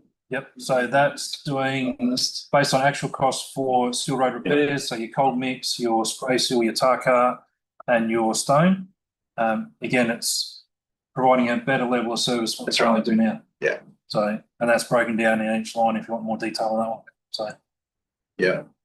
Line marking. So this is line marking. Next one's line marking, yep. Yeah, traffic control. So you've got line marking at 50 grand, signage at 15. Line marking was at 30 last year. Yep, we did ask for 50. We got 30 last year. We cost about $44,000. So saying whatever we use on line marking, we'd easily spend it. So we're trying to get a 4-year program. Last year we did Lameroo Township and Pinaroo Main Street. This year we want to do potentially Pinaroo Township, Lameroo Main Street, and then the following 2 years do all of our road network maintenance wise. So Prillawell Road, off Dranium South, Billiot Road, as well as Colquhoun. So I have a 4-year rotation so we can try and maximise that.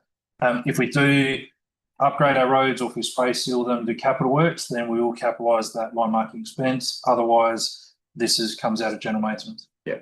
And then the next two we will discuss. I think. Oh, sorry, mate. Question. No, it's all right. I'll tell Ben at that time. Sorry. It's all good. Keep going. Like that. So the curbs and what have you, Ben's got them. Sorry, not what have you, the curbs and the footpaths. Ben's got here. And so in the past, we haven't allowed any money for curb works or footpath maintenance. There's been a number of requests coming through from Snapsense from the public to say, why don't you fix this bit of broken curb? It might be 4 or 5 metres. we don't really have any budget for that. We did a council report recently that was saying we're about $1,000 a metre for curbing. So it is very expensive. Potentially I'd like to see our guys be able to prep for that work and do some of that work in-house. This is purely to get a contractor in to do some of that work. This dovetails on if we need to do some curb maintenance to upgrade our road or put a space on our road. If we do have capital money, then we can then capitalise the whole project. Whereas at the moment we're saying that we don't have any budget at the moment to do curb maintenance, etc. So there's a job down by the motel on the run down at Pinaroo. That's a couple of $1,000 worth of work. We don't really have a budget for that at this point in time. This is trying to do that. If we amalgamate curb maintenance with a reseal program, we've got to capitalise it. So, but that's at $1,000 a metre. Yeah, ridiculous. Potentially, yes. That's getting a contractor to do it. So if we can dig it out, if we can prep it, footpath work, we should be able to get our own guys to potentially concrete it. This is a journey where we need to get to. The Lamaroo pub hasn't complained about this. That was complained about 10 years ago, 15 years ago, at the front of there, where they drive into the hotel park there. And that was a bad situation. It still is, I think. Yeah. But they may have given up on that. Yeah, I think they might have. Because there's no budget allocation. I guess what we're saying there, there's $100,000 for curb maintenance, footpath maintenance, some minor potential stormwater as well, like spoon drains. If you want us to do it, that's where it is. If you don't want us to do it, we will just delete it and move on. The rains again, we'll get it done, I suppose. But with no money. So, yeah. Oh, I guess. Come down. Do it. Drop the sarcasm. The question was going to be, Yep. We've spent money on bad pardon the pun, paths before and then changed our mind later. All I'm suggesting is we discussed this at that last meeting saying, well, how much is it to get a local contractor to make a curbing machine, which I believe has already been done for a private use. Yeah. So it'll be interesting to know. It's not about, well, certainly from my perspective, it's not about don't want to fund curb maintenance and repair. It's about don't want to be raped over the cost of it. Yeah. And that is at $1,000 a metre. It's- That is someone taking the absolute out of our ratepayers, and that's not right. Yeah. So if we follow our strategic plan, we're supposed to prevent that. And so for me, it's about what would that cost? Because it might be if we allocate 60K, you might say, hey, look, we can get this thing built for 40 grand that can attach to XYZ machine I've got. With a bit of retraining, we're then up and running all of our curbing that we want to do, unless it's a major project, because it's not about being capitalised or operational, it's just about having the money.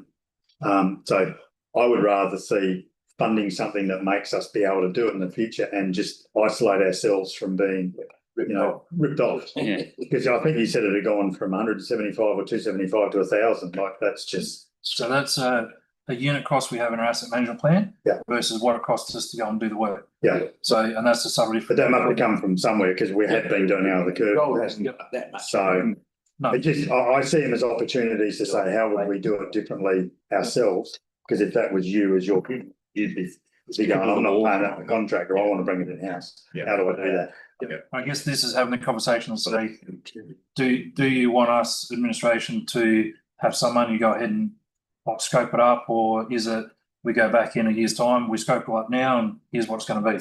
Or it's how do we get to that and we just do snippets of improvements, so we don't have that big hill that we've got to climb in another couple of years when there's a lot more curbing that's damaged than, Certainly my personal view is this should be, you should be coming up with, we said it before, what does everything need? Put aside money, what does everything need? And I think you need the ability to do curbs in-house. We employ someone who's really good at concrete, done a lot of curbs, would be able to give you lots of intel. That's right, that's what I'm saying, we've already got them. I'm not saying they want to do the job, but they've got the intelligence to do it. So this should be scoped up, and some of the questions I got for you later about last week's or last month's is about what's the right standard? What will be funded money later? That comes later. You should always be able to do curbing, and we'd love to do more curbing, but not at $1,000 a metre or even $800 a metre. It's just too expensive. Yeah, it needs more staff. It needs houses for it. Come on, Then take the money and build them yourself. I should have said, I'll Ben, to- can you just finance or quote up an autonomous curbing machine, please? Tree trimming has been increased to $50,000. That's a rural one. It's So this year we did a project for 25,000. We're saying that we should increase that by another 25. The theory is, in my circumstances, we should be trying to capitalise that where we can. So if we're doing 30 Ks of reshedding roads, we should go through and trim all those trees that will last for 20 years. Therefore, we can get on top of the program. Whilst it's a maintenance expense, we should be able to try and put into capital work to try and push the program out. Appreciating program. We got a stick rake for the front end loader, just push them over. Yeah, bulldozer or whatever. We got to, yeah. Environmentally friendly, we trim our trees where we And can. it's alloy afterwards. Yeah, but if you push them over, it gives the animals places to live. Correct. Yeah. Yes, this is doing it professional. So Okay. trying to trim where we Yeah, can. that's what we are talking about. Yes. Does We that do that make, practice now, but this is. As, trimming. just on that, so interesting comment from Parks and Wildlife last week, that where they have found that they've rolled and pushed vegetation over, it's a slower regrowth than where they've gone and mulched or cut. Yeah. So by rolling it, it's giving them much better maintenance time. Yeah. So when it comes from environmental looks, they're happy to do it. Yeah. To roll it and smash it, then cut it off smoothly and neatly. If you do that, it's regrowing a lot quicker and they're having to do it more often. Yeah, and if you burn it, it comes back twice as fast as well as just rolling it deep. Unless you burn it every year. Cheapest option, you run a roller down the hole. Yeah. Longer to recover. Yeah. does that 50K, that make you compliant with our own risk management plan that takes things from being a high risk to a medium risk if we follow protocols? I'm just seeing 50 grand as being a very small amount of money. And if it's only done with the reshedding program, that means I can't imagine that we're basically doing what we say we're doing in our risk management plan. So in the past, we used to have a tractor that had a cutting head on it. We then got rid of that. We've still got a tractor that's sitting down in Pinnery's yard that we use for broadacre mowing, which is the airport as well as sometimes the oval. Potentially, we put a proposal to council to say, do I want to bring back a hedging head for that? And we can use it for mowing.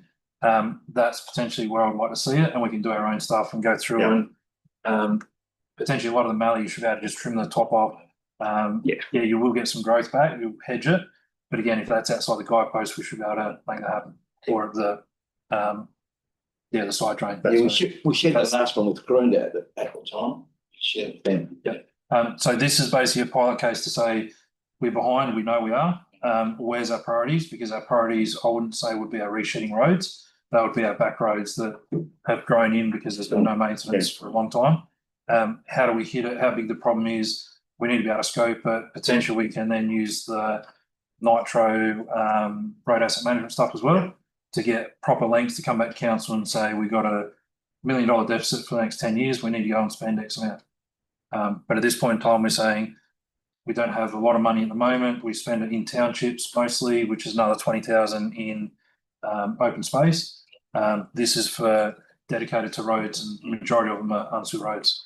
So that would be a good attachment for a skid steer that could also do your concrete curbing.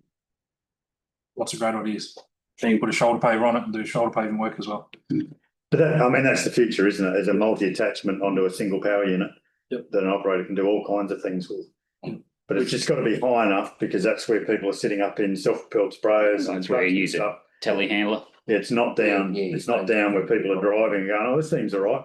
Look up to. Because that's where we're hitting it. Yeah. The issue before with the other one from the staff that I spoke to about it, that they got rid of it because no one wanted to drive it. Yeah, we was using Russell. No one wanted wanted to. Yeah, when Wood Morris was on it here, he said it got to the point that no one wanted to actually sit on it. Yeah, but do they get a choice? They work for the council. True. Which is what we did in another location where we brought roadside slashing back in-house. What was contracted out, $140,000 was going up a lot per year. We said, let's go buy the bullet, buy a tractor, be able to get different attachments on the back of it.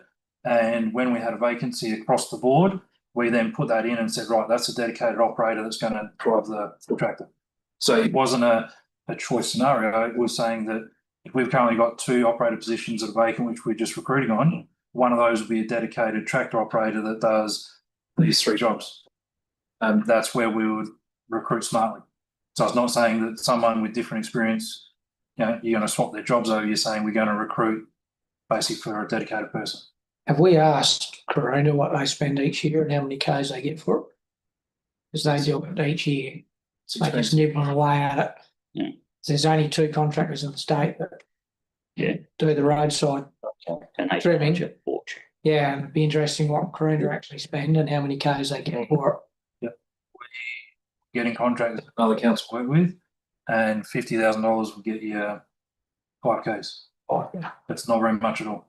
And again, that experience was they would glorified hedge it because you'd have your clearance envelope and a big guidepost, and you'd get vegetation coming back along there, and you would basically create your own hedge over a couple of years, which is an issue we have. But again, that's Bulldozers 40 miles a day. 40 miles a day, isn't it? so yeah. So there's opportunity there, but I think we need to look at doing some of that back in house, not going out and buying new stuff. Let's look at when we do replace that tractor to have an arm fitted to it, so we can eventually do that. So. Cost in the DAs or something. 40 miles. Dan, is there anything in plant you wanted to know? Plant and equipment costs. So again, that's plant recovery. So in the order of $280,000 for fuel. This year's budget was 230. So we're suggesting 280 for fuel. So that has gone up 50,000. We want to look at a different dispensing system and storage tank system to try and improve that. And what else we have in there? Depreciation has gone up, as you see, by about 10%. So again, whatever it costs us to run our plant equipment, so it's fuel, it's diesel, and any repairs and maintenance to that, so servicing cost, any registration cost to that, and any insurance cost gets bundled up. So currently it costs us $1 million to run our fleet. Every job we do work on, we then recuperate that through our plant recovery stuff. So those two should add up to the same money. External plant hire. So you're charging plant out to another entity. Yes. Part of the business. Part of the business, yeah. So that also is the cost of having an in-house mechanic as well. So whilst the mechanic will do other jobs, like we have someone that can do that, we also have external servicing as well as part of that plant recoveries. So the true factor of how, if we own $5 million worth of plant, it costs us $1 million worth a year to run that. 230,000 is bulk fuel on average. So again, it costs a lot of money to just keep running. A lot of them is usually done by like cats. We had cats. They were servicing it, weren't they? We were servicing it. We do a lot of the small hour servicing. Okay. And then we might get Cat Power in, or we might get take the trucks down to Watertown, for example, to do all the brake testing and do all the stuff that we have to be certified. So for example, the Cat might be 1,000-hour service. Whereas we'll do all the stuff in between. So any breakdowns and stuff, which is where the true cost of running older equipment, if it gets broken down, that's a true cost going to fix it and get it running. So Quarries has gone up by a bit, and I'll bring in a report about that. So that's basically rehabilitation of our borrow pits. We only have one that is outstanding at the moment. So we normally allow $20,000 to rehabilitate as we're going along. But there is a backlog there which we need to. And we will speak about that. Right, buildings and property now. Did you want a break? Did you want to stand up and walk around? I need to go to the toilet. Yeah, you're not a chance, pal. You got these two are yours? Which one? Fun. No, they're not mine. Your business with your business. And there won't, yeah. It's just the building, Yeah, it's the health centre.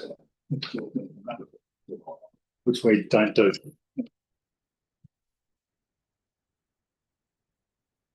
Over to you, Charlie. My work is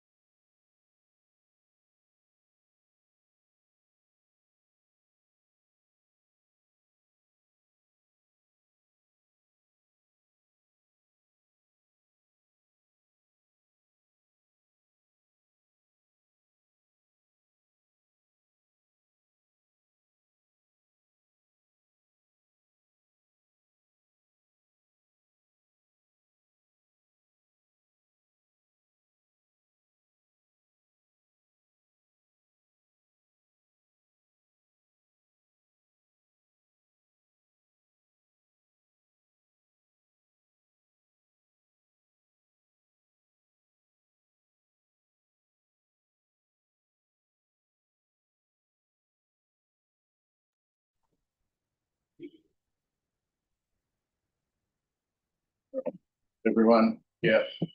Charlo's had to run off for a family emergency. Ben's going to present his. Ben's going to present his. CEO.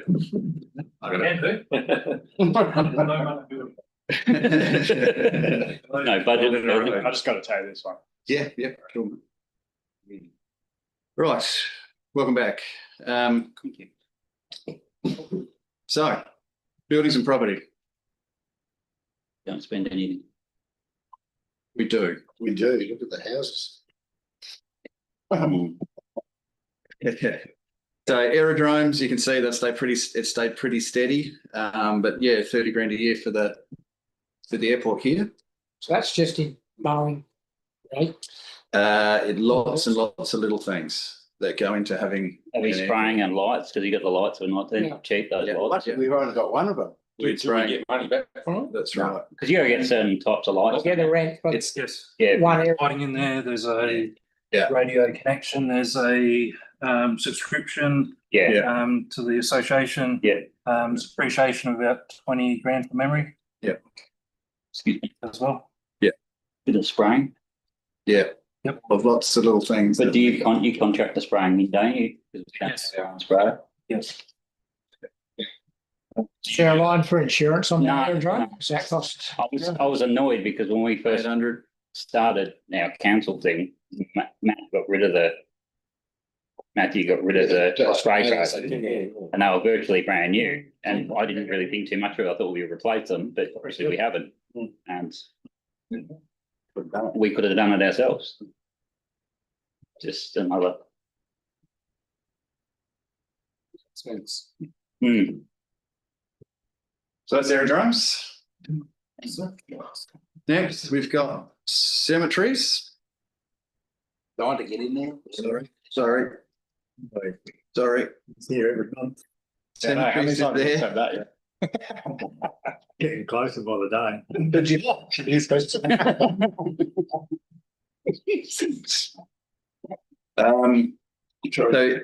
again, this is a lot of Shiloh stuff here. So again, with all of this, we've added in repairs and maintenance. So did Shiloh go down yesterday to the training resort? Down to the training. Cemetery training? No. That was just an administration thing. Yep. Yeah. Cemetery has wages, overheads. Yeah. Plant equipment for mowing, some minor repairs. And then also has revenue coming back in as well. Yeah, it So does. that 22,000.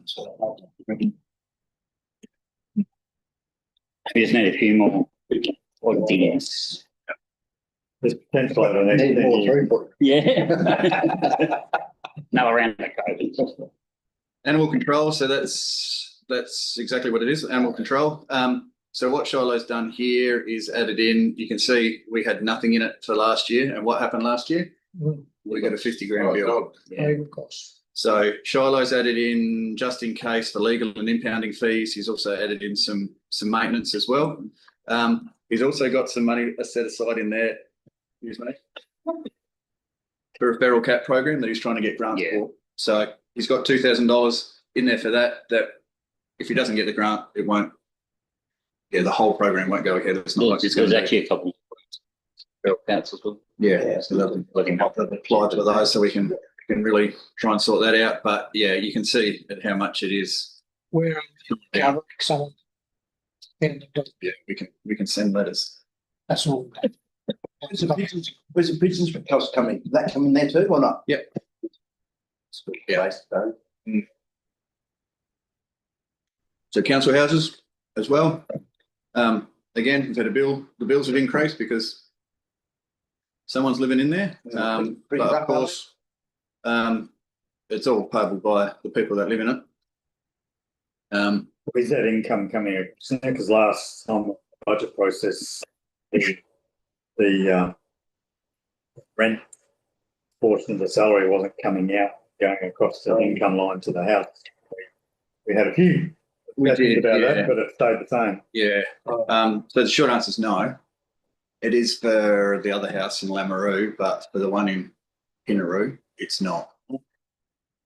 Because that makes the house look like it's the net cost. It's not got any recovery, which is not right. It's got recovery. And it's not a capital gain because it's being done at market rates, so there's no fringe benefits. No money, ours is the way it's looking, is it?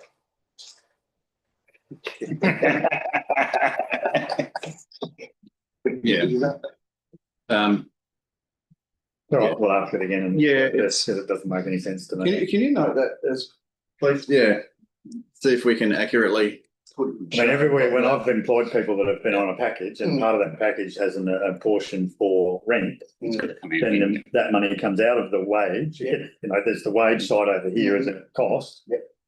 That money comes out of the wage and goes against the house as an income. Because that's expended. And if it happens to be that the value of the thing is 30 grand a year and you're only bringing 15 in, then there's a fringe benefits portion, but this is not the case in this one. So that one goes to the other. It doesn't sit anywhere else. That's what we should be doing. And the car allowance comes out, gets paid to the person from the use of car allowance. So I don't understand what. So why can't we do it? Well, he's given it to Tony to have a look at. Yeah, just how we can show it better. Yeah. Sir Thompson. Sorry. Although that person, I believe, is going to buy his own house. And That's what we get. Yeah, okay, sure. One of these new ones are getting built. So what have we got next? Is the Moving right along. Land Development Act. So this is council. This is council land. This one here. Oh no, sorry, not council land. This is the Land Development Act. Land Development Act. Yeah, just like Oh, right there. Plan to say all of that sort of stuff. To show you what it looks like here. So we need to really look at what it's costing and why and how we can change that, and how we can get better value for our money out of it. We've also got in there a bit of training as well, for Shiloh and his team. Well, Shiloh and Sarah is the team, because if we can get them to be more, a lot of the cost going to the consultant is simple questions. So if we can take that and go, yes, no, already, and not have to go somewhere, well, then that money, that training's going to pay for itself. So we have added that in. And then Shiloh's added a couple of things in for the land revocation and sales process, that sort of stuff for whatever may happen in the future. So if you've added that in for training, have you taken it off of the fees for the contractors? No, not yet. Don't have much confidence in the training. I think the term is double dip is what we're trying to. Or you could say stop being sarcastic. So it's just always not going to get savings, are we? If we're going to spend the money training people, so we don't need to do it, but then still use the contractor on there. Well, we're not going to spend money on the contractor. Yeah, so hopefully I would, to go back to it, what it means is we can have more of this figure here, 28, instead of the 58.83. I'm aware of that. Is there many councils that you know of that do that? Contracted out. No, I can answer the questions themselves. Like, is this just part of the, that they have to have planning SA to answer those questions? You cannot do it. It's not planning SA, it's our contractor. Or our contractor form planning SA. Yeah. So explain how that's set up. Well, do you know other councils that don't use, we have to use them? Oh yeah, but Loxton's got two. They've got two planners on staff. Yeah. Port Lincoln, we had one planner and then another one contracted in just like this to sit there and answer questions and do the and do the assessments. Are they paid as you use them? Or Yeah. You use them? Yeah. That's probably a good one you could share with another council, isn't it? I've reached out to Loxton, spoken to Cheryl Lee there. Oh, yeah, she's given me some good advice, and I hinted about some sort of agreement. So she does that work for that. Yeah, because she's on the planning. She's she's a guru. She's fantastic. Because like we set out, in the whole process, as I'm going through as well, the council fees is the minimum amount. Yeah. So we could be upping our fee a bit on that and drastically reducing that fee. I think this is where, and again, this was in the committee meeting, but yes, the 19 level 5 councils share a very similar take, because the kind of planning and development is the same across that sphere, because we don't have built up urban areas and all that sort of stuff. We're trying to put a shed. Not growth. Yeah, well, we're trying to put a shed on somewhere in a township where they're trying to apply a set of rules that we're saying, hang on a minute, it's, it's down about Timbuktu. Yeah. So we share similar things in there, but it doesn't mean we can't share a service. That's right. Or a opportunity. Because the rigmarole and the parameters they're giving to you, like to be told over the phone that, oh, we've got 6 weeks to sit on this, so we won't look at it until 5.5 weeks. Yes. Like, that's just so frustrating. I watched one countdown, 65 days in planners, I just get going, it's like, can we actually do something? Yeah.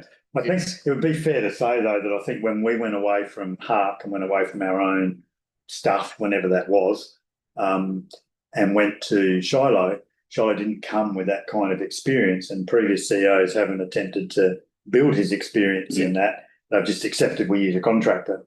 So we've probably wasted damn near a decade of building experience where we could have answered a lot of those questions. If we had given in the training. Yeah, if we had training support him earlier at the on. beginning like this and say, hey, let's develop, we need you to actually take on these base level questions and planning directions and all that sort of stuff, and only go to these guys when you have to. We still using Hutchison or not? Yeah. All right. Yeah, we'll be testing the market soon. Because Charlotte wasn't qualified for anything. Not Charlotte, Hark wasn't qualified for anything. We always went through Hutchison for years. Yeah. Which is interesting because he's our representative on Plan SA as well, which I don't see how that's not a conflict in some way. Yeah, I think that's that you're on both sides of the coin there. Anyway. Right. It's 23, 24 would be 196. What was that? That would be That would have been all the. Main Street development. 23, 24. 26. Pies? So a couple of years I think ago. that was already. No. That was Millwall's Park. Wasn't Stuff in here, but No, we Wasn't finished. Has that been a hangover from the street upgrades? I don't think so. I don't think the street would have. Well, that's about when I did the cellar door. Maybe I knew he charged me a fair bit. Yeah. Harvey Street, Pinner Avenue. Yeah, both of those. Which, So how come we you had got an to pay? excuse to not do Harvey Street now, mate, haven't you? We'd have got more money in, but we would have spent more money. We would have into. Yeah. Yeah, that's not showing. Harvey Street won't be too. Why did it cost us so much to get that developed? So we've had so many. Yeah. Occasions. But hopefully we charge it over time. yeah, because we subsidised that a bit, aren't we? Council looks like building stuff. Yeah. So they did have 20 houses, so I guess. Fire protection. One. Yeah. This has got CFS stuff in it, so it's just sort of highlighted that and going, why have we got CFS stuff in it? We've got building and contents. I'm sure we only need building insurance, so it says building. It's just double check all of that for me. And then we've got some fines and what have you for 105F revenue. Yeah, 220, 240, whatever it is. Do we get it? Do that big weekend. We've got thing on the CFS. Going over there, I guess. How come can't charge CFS a decent amount for their buildings that we own nowadays? Because it's got the government. Back in the old days, we used to charge it to our council itself. It was only $1 a year or something. Why aren't we doing it at full rates for the government now with the CFS? Or why can't we? I think it's prescribed under the Act or where. It's a peppercorn lease, but now that they're going to develop that building, No, it's like they don't pay rates or they don't pay. That's right. whether they should be paying the insurance side because they're going to be. That's right. They're doing a lot. Well, they should be self-insuring. Yeah. Don't Well, they? we said Yeah, insuring, but we're insuring, we're paying the insurance. Yeah, I'm just double. we shouldn't be. We've got some less. They've been paying, you've been paying as well, probably. Yeah, probably. Well, they don't pay it because they're not insured. Oh, okay. But we shouldn't be paying insurance on that building considering they're going to do some major upgrades to that building. The difference now is that, but you in this new lease, you'll be giving them entire control over that one building. So that means that can be like that, whereas before it was used. Yeah. So long as in the new lease agreement, that whatever gets drawn up with them, which hasn't been done yet, is that right? No, I think it's in the midst of. So we should be adding something like you cover there, Yeah. or we just drop it off of our policy and it's not insured. I think I'd get him to do that in writing first. Lameroo Hall. So should have gone back for you, sorry. Sorry, Luke. What are those warnings that come up about flashing lights and all that sort of stuff? Ensuring That don't look like you could. Lameroo Hall's got a $1,650 increase, mainly due to increased maintenance from Shiloh for the just in cases. Or is that just cleaning the gutters? That's included, yeah. Will already be in there. You're cleaning the gutters, you gotta fix the floorboards as well. No, we got to give Shiloh a budget for doing stuff anyway. He has had nothing. Oh, I understand. Yeah. But some of the people on the hall committee said they should be putting their facts and figures to us, not going through Shiloh. That's another thing they keep saying. What do you mean?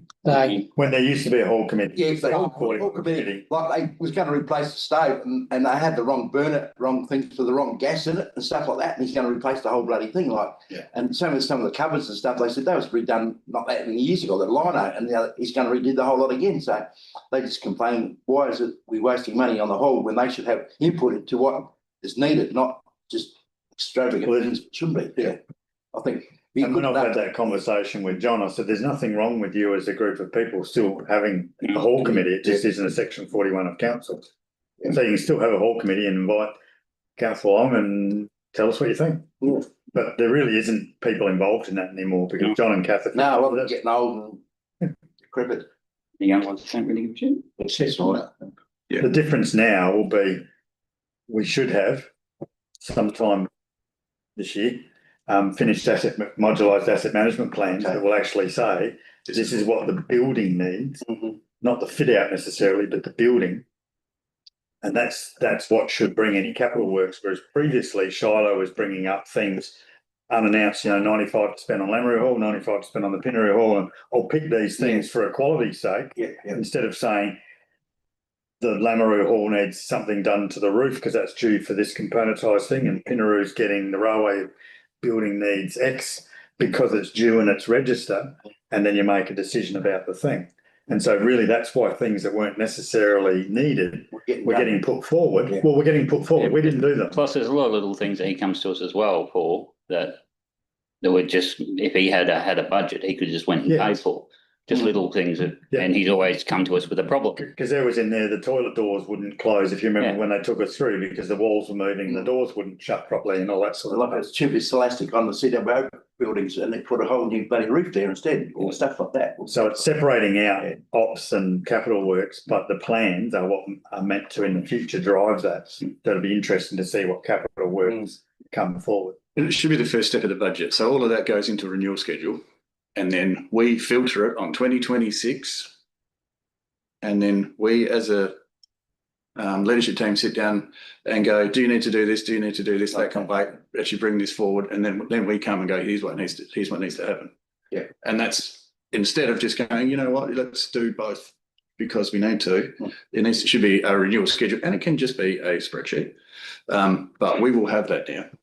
As long as you've got a trend line in it. I'll trend line the crap out of it, don't you? The only thing with that is that we're talking about 10-year long-term financial plans, and it's really important for this infrastructure that we get to that, because let's play the devil's advocate, and I've said this to the groups involved as well.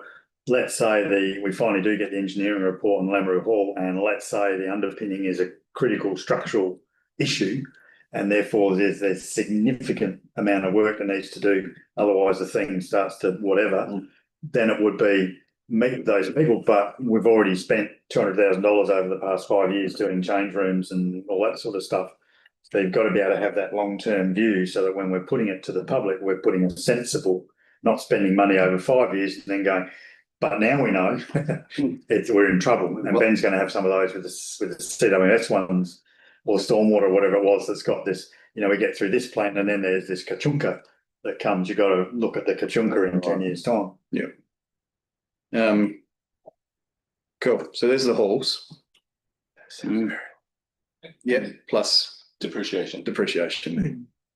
And then we've also got little bits of income as well. You know, the first thing these people we paid all the money on our thing was they said stop having so many different fonts and colours and sizes because it drains the eyes when you're going from one to the other. Oh, it's all right for us young guys. I don't know what you. So you'll get it. Yeah, I'll prick. And then we've got the dental clinic. I've got the big one here. Like it's already the health dental. That's not going to be ours. It won't be ours anymore. So it's already going down, but I think there's also a fair bit of that will be pulled out because it no longer will be ours to do anything with. So that, the equipment that's in that building at the moment is, talking about it several years ago, is that going to get bundled up and just give it sent I away? think someone said there might be a market for it in Eastern Europe or something. Africa. No, true. Guy like told when he bought that report of all the gear that it was going to go to a third world country. Well, you might be looking for some places. There was potentially a market where you could get money where the standards aren't the same. Yeah. Because you can't sell it in Australia because it doesn't meet any of the standards. Because we got standards here. Yes. The next one is health inspection. So this is your environmental health officers for food businesses and for community wastewater, on-site wastewater, that sort of stuff. And you can see this is a $50,000 one in the green. Hallelujah. It's actually contract that, isn't it? Yeah. And it's, if you look at the previous, it's actually where it should be. This one. Why was it so high there? Why was it so high? It was all because of where they apportioned some of Shiloh's salary in there. Pull that out by 50 grand and it comes. Well, you don't buy 50 grand because that'll be back in somewhere else. That's right. And it comes out down. I'll show you there. Right there. Yeah. Right, so, Right. Council land. So that's everything we own. It's basically water rates on our blocks of land. There'll be a report coming from that soon. We've had a workshop on it and we will come and. Yeah, it's water rates, not water use. Yeah, that's right. Yeah. Yeah, that's right. SA water connections. So it's SA water connections, not bore connections. Yeah. Do we know who's going to look after the animal park ones? Oh, yeah, that hasn't been discussed, has it? Well, someone's been made an offer to do it. But Are they? to look after it or to buy it? To look after it. Oh, we want to buy it or give it to them, don't we? No, it's It's not our animals.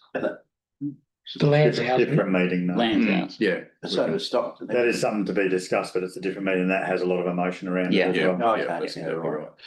right. I just put this one in because it was in 24-25 and I didn't want to leave it out and skew actual results. But looks like I don't know. What did we sell? Last year, I'm not sure. Must have sold one along with the unpaid rates box, didn't we? Actual, So that's all the only land I think we sold was. So that 4 or 5, that's the year before. That was the year before. didn't Actions buy a block or something? No. Is that a net return after that? Because that would have been 24-5, wouldn't it? Someone. Yeah. It could have been what came from that whole process, maybe. No, we would have got way more than that because it was like 10. But most of it went off into costs. So whether that's a gain, so that's a gain or loss on disposal. Not Yeah, you net. could be right. I suppose once you pay back all the unpaid rates, maybe We might have ended up with that as a There. yeah. But I missed that. yeah. Then we come to toilets, $130,000 a year for our public conveniences. Fixing them up. Looking up. Cleaning costs. Cleaning. Maintenance, Repairs and maintenance of Well, water. Yeah. Surprising how often they get used though. Yeah. Once we're out here. yeah, it's like 4 o'clock and stuff. Yeah. You'll see the. So junkie. You wanted to drop so much the year before. So they cut the budget this year, sorry. So you can see the trend is about 110, 130 and 130. We're suggesting next year. So there was a budget drop this financial year. Yeah. I believe we must have missed the contract. I think we missed the cleaning contract. Right. Yeah. Okay. What, missed paying it or missed allocating? No, I missed. We missed budgeting for it. We thought it was in a different account. Yeah. We'll keep doing that. Yeah, but it's my, That seems to have worked. yeah, it's my account now, that's why I put it back up. Yeah, look at It's, this. it's under here. There is a breakdown, so one of the contracts worth about $2,000 a month, the other contract's worth about $1,000 a month. Plus we've also got some wages in there for the Lameroo and cleaning wages and stuff. Yeah. So, There's an interesting thing there. I mean, as you travel now, some toilets are still free, some are starting to get a charge on them. Because that's got shower, there's a shower, particularly Perilla, I'm not sure what other ones have got showers, but. so Perilla, we do have money coming in, which I saw the guys count the other day, so. Yeah. And there is a public toilets income line there too. Yeah, there is. And we pay gas on that cost us maybe. Well, that's what they did this, their thing, but it's just worth, there are places that are starting to do that, so it's just something to think about. Yep. Mallee Tourist and Heritage, so the one over here, stayed pretty steady, but again, it's general repairs and maintenance of what the increase is, and it's this, you know, you can see. They fundraise a lot, well, not fund, but self-fund a lot, so 54 seems like a lot. If Oh, they yeah, do. it's depreciation. Okay. Yeah, so I pulled, it's been pulled out of these ones, but it's not, it's actually in. It's in this one, yeah. So that's still a council-owned building, that shadow there. Yeah. Both But of it them. was Just a gum mostly, pay for it. mostly private funded though, yeah. Yeah, going to Yeah, pay. that's all appreciation. Yeah. Yeah, 45 of it is, yeah, so. So depreciating what we're meant to spend on. Well, I think it actually, to me, it raises interesting question is if council own it, but it was actually built, we only really own the site because it was built by Gums. It's run and maintained by the thing. So you kind of wonder, is it better off to donate it to them and get it off the book so we don't have to depreciate it? Yeah. But we And just do an MOU, An MOU. like we do for the rest, just for the operation of it, because we're not going to spend 50,000, whatever, I can't see the figure there. Yeah, whatever it's the- 45,000, yeah. We're not going to spend $45,000 a year on maintaining it. No. So why? We are going to spend it somewhere else. Don't get me wrong. Like it'll go elsewhere, but we will never ever spend that money on that building of that kind of nature. So it kind of seems a bit pointless. Capital budget, something that only cover that building or does it? No, the railway building's a separate building. Separate building. We have to pay towards the shed though, so much towards the shed, I'm pretty sure on the heritage building. Yeah, but over this time, we just go, you go. I don't know where it was, but yeah. But it's also, you also depreciate it down to nothing, right? And would we build that exact thing again at its end of life? So that's. No, if it burned down tomorrow, we wouldn't be. Is it, No, it turned out to be a miracle because it's all big. It'd be volunteers, like if they wanted to replace that, it would be a volunteer thing. I think it's just an interesting one to have a chat about with them. Well, you'd roll them to get, well, maybe not the historical society, but the craft shop museum. Mallee Tourist and Heritage. Yeah. I don't see that they should be on there as depreciation. And these, this one is not. The Craft Museum, I think, is past end of life. Yeah. Well, the front and the back of the museum was built probably not too dissimilar to the Tourist and Heritage Centre. Yeah, get out the back. Don't think we're. But again, you're not going to rebuild those things if something happens. Yeah. It is a problem with the depreciation rules that we have to. Well, do we have to follow them? Yeah. Well, what's the life on that shed? You know, might be because that's a complete steel structure, as Campbell said, so you might put that at 100 years. Because it's, it ain't gonna go anywhere. But if you ever- Insurance wise, a steel structure is worth less than a timber structure. Yeah, but that's insurance, that's not depreciation. Yeah, It's a bit like the Truro Hall. If that fell down, You you can- wouldn't rebuild that either, would you? Still shed. Yeah, but the problem with the steel shed, it We're on camera. changes, chest buckles and it changes, but it's Well, things that someone was talking about use it. putting a car museum and a cafe at the back of the Yeah, who was that? museum the other day. Were they? Yeah, he was crazy, I think.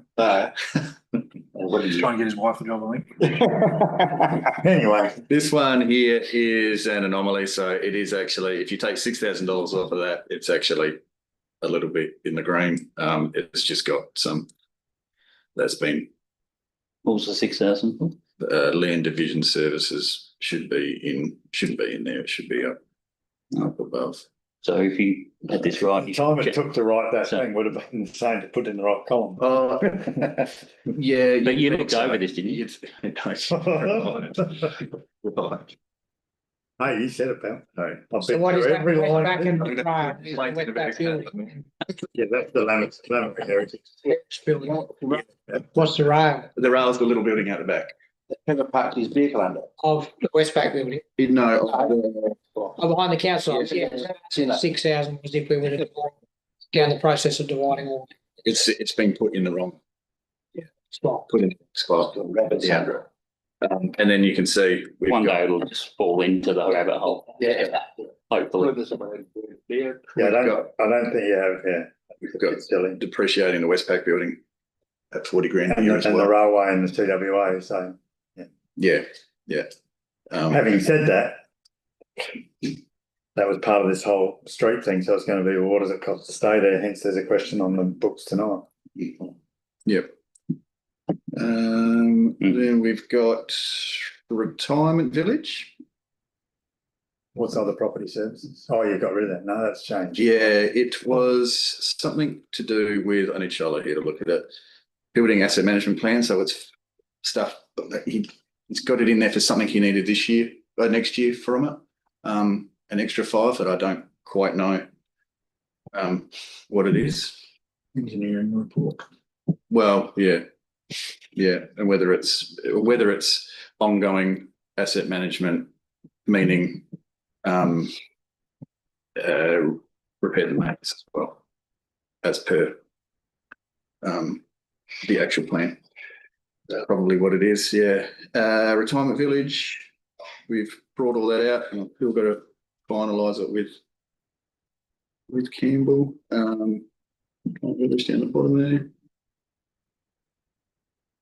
And again, this is mostly, say retirement. Oh, retirement village, right. So we've got what it actually means, but the major part of the increase is the repairs and maintenance. And just to give you an idea of what happened, a shower screen exploded.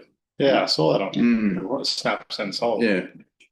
Yeah. So that sort of stuff. Did it explode just randomly, or was it when somebody was shutting? No, apparently randomly. Wasn't hit with an implement? No, it was at 3 a.m. in the morning. Yeah. Charlotte had to go down and fix it up, and he spoke to the supplier, and they're like, "Yeah, this happens." I said, "Yeah, we don't put them in anymore." So yeah, okay, fair enough. Yeah. Next one, senior sits. A little bit of It's expensive. yeah, and again, it's the They're going to start covering. $25,000 in the depreciation. So that's another one that. But I guess that one, what we only pulled out last year or the year before was scheduled for $30,000 to be spent. We were taking into the bathrooms where the tiles were lifting and this and that and something else. So they're not magical figures, these, that they're actually to redo things. Yeah. But it's about, should you spend that money on that building when down the other end of the road there's the other one It'd be sitting nice there. as a shared house for workers, so you could build a few bedrooms in there. Well, we went and met with them and sat with them and explained our situation, and so the contract they've got at the moment is a 12-month plus 12-month lease, just to buy time for us to look at all these things, be able to talk. Not saying there was any decisions made, because there wasn't, but it was at least trying to say, hey, this is becoming a bit of a problem. They thought we were going there to say you're out, and we said no, that's not what we're here for. Yeah. We're just here to talk. But yeah, that was the reality. We stopped at that budget time because I think it was the last one. Wasn't it? So I guess we shouldn't just always discount it, because that's what depreciation is. It's accruing that money so that when you need to spend it, it's there. Yeah, but we just don't have it. Cancel one out. Property wages and salaries, and I mentioned that before. That's just about straight swap. We've got the animal park there. Not much has changed there. It'll just be a little bit to do with rounding, to do with bird seed and insurance. That's not that expensive though, is it? No, no, we get $800 or so a year. And I mean, it's a pretty good something like that. Yeah. think it was more around the discussions with the triangle that the Lions Club use or have a cable in between there and the caravan park. Yeah. So I think the caravan park find it as quite an attraction. Yeah. And would be willing to look after the park, but need access to the lines, whereas over the other side, you've still got plenty of grassed area. So is there a meeting to be had and a discussion about could that be over there and broaden that out? And that way it sort of does something for everybody. Maybe it doesn't cost council anything. Yeah. Probably get more return. Yep. Be good. We've got private work there, and again, that's mostly there because of the 2 big years before. Is that an accounting, or did we used to do lots of private works? Not much. So private works is if someone comes to council and they want to do something, we can then charge them under fees and charges. And then there'd be So there was a little bits of wages in there, so it's minimal. Yeah. But the other stuff early on would be accounting stuff that's come through via that private works. So we didn't spend 633,000 doing private work. It would be 24, 25. some sort of grant or some sort of expense that's captured in private works instead of in something else. So private works is if you graded a driveway, for example, on road reserve, then you could invoice them for that, and that's the private works account. Oh, I thought it was just I for the drive. I don't know. Before ICAT came in. Yeah, so I just said you should highlight that because that's definitely in the wrong place. Yep. So we basically said we don't do private works anymore, so we'll remove it. Yeah. So it means all our wages are elsewhere, and if we do private work. You did look over this, didn't you? Yeah, but I was mainly concentrating on this year. Having said that, there's a strategy in the earlier meeting which was about maximising other income opportunities. They're no longer doing private work. Flies in the face of that. Yeah. Yep. This coming. Yeah. We need to make sure that we can quote it to build a profit into it. Yeah. So we don't quote Give it away and lose money on it. So otherwise you're gifting stuff to different parts of the community, which is not the council drive priority of the community. Understood. Yeah. Libraries, $13,000 a library. That can't be it. What was the big jump last year? Well, this year, 25, 26. Where? It was 100,000 more than. No, where are you talking? Lamoureux. Oh no, sorry, I'm looking down there. Sorry, I've jumped a category. Yeah, I was about to say 1.7 million on library. Sure. The city. Well, I think there's a report coming in saying that they want more money from state government and for council. So I know that Lynn just finished. Yeah. Very good. So I think it's normally not that. No, I think it's 13 even. Yeah, just a bit more context. I think a number of years we have given quite a bit more to libraries than what we're supposed to. Yeah. We've definitely supported the libraries. So if their contribution is 13, we'll technically have to give it as less than certainly should. I would say the same thing. Yeah. And Geranium was getting a lot, which that wasn't a true library too. It was. Yeah, so technically that was a demo, but it was treated the same. Yeah, that's cost about 70 grand. Yes. I didn't think you guys agreed that. We want to bring continue to support them. There's a formula about what we have to contribute, but we have to. Yeah. And then we've got childcare centres. You can see how much it costs. Oh, not there, here. And if we do it, cost recovery here, it equals. Okay, so why have our costs dropped so much this year compared to, this next coming year compared so to? the costs don't exactly equal out to that. It'll be. They have a reflection of adoption days as well. Yeah. So this one had half of 5 days in June. Yeah, and this is definitely 4. Right. Operating expenses 11.6 and 5 at the moment. There is a big at the moment there. What's our budget? And this one here is the big at the moment, is because we're still waiting on the final depreciation figures for our Yeah. roads and infrastructure. So that's sealed and unsealed roads there. So there's going to be a hefty increase there, and then we'll just need to finalise the stormwater and sediment over the next week or so, and we'll be able to have that finalised for you next month, won't we, Ben? Yeah. Because with So then we can, finance. yeah. So then we can, What's yet, but then, Yeah. we've got enough to be able to do the draft budget. yeah, so then we can talk reality, but yeah, I think there's a fair bit more to go on there. So therefore a fair bit of discussion to have next month. Next month. I've also added in the bottom here, if you wanted to keep going, did you want to say something? I just wanted to get, we've got 3 experts in the room. So I guess I wanted to get gut feel on Hefty. Because obviously we got last month, that sealed needed to be more like 900,000 and 200,000. We had unsealed needed to be more like 2.1 or something versus 1.4. So that to me in my head is 1.4-ish. And so 1.4 on 10.9 is not 11.6. So I think that 2 is more likely 3 or something. And I just wanted to get a feeling for I know we'll get it next month, but I mean, I don't want to chew away over the next month going, gee, I wonder what that number is. It'd be nice to have a gut feel. Is it that sort of number because obviously we should know it we know what the value is now, I imagine. Got your unit rates. Yeah. How much do we have to put the race up to meet that? Well, that's only about $800,000 difference. So that's about 15%. But that's not the number that we're expecting to come through. So I'm just based on what we had in the last workshop, that's shy by half of where we were without doing the rest of it. Yeah. I'm interested from the 3 players in the room. I think conservatively, is there probably $800,000 to go on top? The sealed roads, yes. Yep. So we're probably 12.6, 12.8, something like which is more in line of where it was likely to be in the first place. Yeah. 12.5 to 13.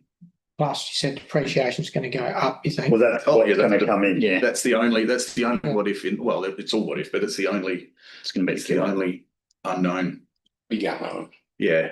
But it will be more. It's not like we can sit here and go, I hope it's less. Well, I guess that's what I'm punting these guys. I don't think it's as unknown as we think. I think we've got a pretty good feel because we've got to remember part of Ben's presentation, I've still got some questions about that and I'm not sure when to ask them, but part of it was we're not changing the structure of the road, and that's where I got some serious questions, but we're moving for the vast part of the majority from 35 years to 20.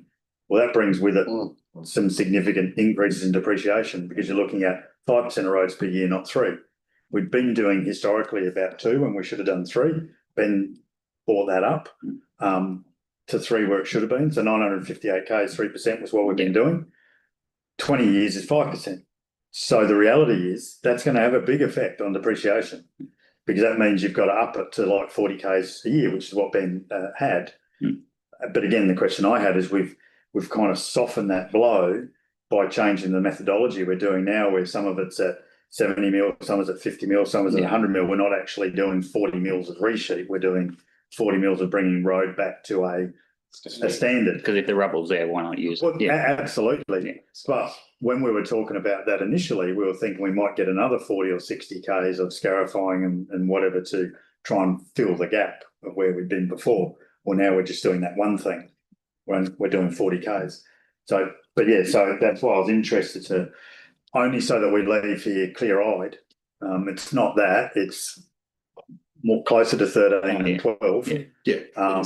And understanding that's where it is so that when we get sent these figures and we can mull over them and sort of maybe. So yeah, that we're gonna let you know. Yeah. Well, I think it sounds like we're probably not too far at the ballpark from what we're saying. No, it's closer to 13 and 12. It's kind of enough for people to leave here at least with an understanding in their mind. I think so. Now, that's not saying we're going to do that. No. But that's saying if you look at what everything needs, that's where it's at. Ben, you're going to go into roads. Is this the time I should ask the question? Yeah, I think so. This is specifically from Ben. I think. To answer your question before, we did have a residual value on previous resheeting. So we did allow 1950 tonnes per kilometre. The 150 mil compacted, we allow 2270. So basically what we're saying is our design is 150 mil. Previously, we will do a 125 mil equivalent using 1950. And we also had a residual pavement left, which we did into the background for the capitalisation. So what we're basically saying is it's sleight of hand to say that our top up of anywhere between 50 and 70 mil or 66 mil of rubble top up is closer to, well, it's not a 450 mil. So you're not doing residual plus 150 mil, you're going back to 150 mil pavement. So it is a top up. So that's not different to what we've been using in the past. What we've acknowledged is 150 mil should last for 35 years. We know it's probably not, but 100 mil top up will last 20 years-ish, and it will probably get you back to probably no residual. So, yeah, so there is a gap there. That should come through. But also in future years, when you do a revaluation, remember a revaluation technique is if it lasts 35 years, you do an assessment of it and it would say half the rubble is removed, therefore your depreciation factor is 50%. So you will pick that up in future revaluations, and that will be based on the consumption of the road. Because we're using the vehicle with all the laser stuff and the cameras and whatever, you'll get a proper true reflection of the consumption, if that makes sense. So previously it was a visual. Now we're saying here's the computer going, well, the computer doing it, car. Therefore, you'll have that step down of depreciation or consumption, which is what we're analysing in the background. What's the difference between when we did it a couple of years ago to what we did it now? And is that what we'd expect? There is more consumption we've used, which should come through in the depreciation values or accumulate depreciation, which is consumption. So, and that all makes sense to me, except boy, if we're projecting out a 10-year plan, how would you have the confidence? So first question would be, how are you going to have the confidence that there's enough roads to fit into your matrix to say that there's 25 mil left, there's 75 mil left, there's whatever, because yours has got like 5 categories to say this is our 49K, 49Ks at this amount of money. So that's first, is your road network actually going to be like that? Because we were being bought roads that were told it was at 50% life, and the next year was bought up for renewal prior to you. So we knew that data was wrong. Second, the vehicle driving around doesn't do core sampling. So when we asked the question of NTRO, can you actually tell us what the core depth is of the rubble? The answer was no, we're giving you what the ride quality is, and we pick up on the edge of potholes and that to try and see how much rubble's there, but it's not a definitive, this is how much rubble's left. My original question was around, I've asked this multiple times, as an arterial road, so we have 4A and 4B and then go into all of our 5s. When I look at Karoonda, they just have 1, 2, 3, 4, which works better with my brain so I can understand it. But whatever definition we use as an arterial road, so I call Clayban Bore an arterial road, heavy load, multiple direction traffic, and just gets the shit flogged out of it. So for me, that's arterial. In Karoonda East Murray, the form width for that road in their spec is 11 metres wide of form width. The rubbled surface is 9 metres, but they're still at 150 mil of depth. My concern has always been here twofold. One, our arterial roads are too narrow.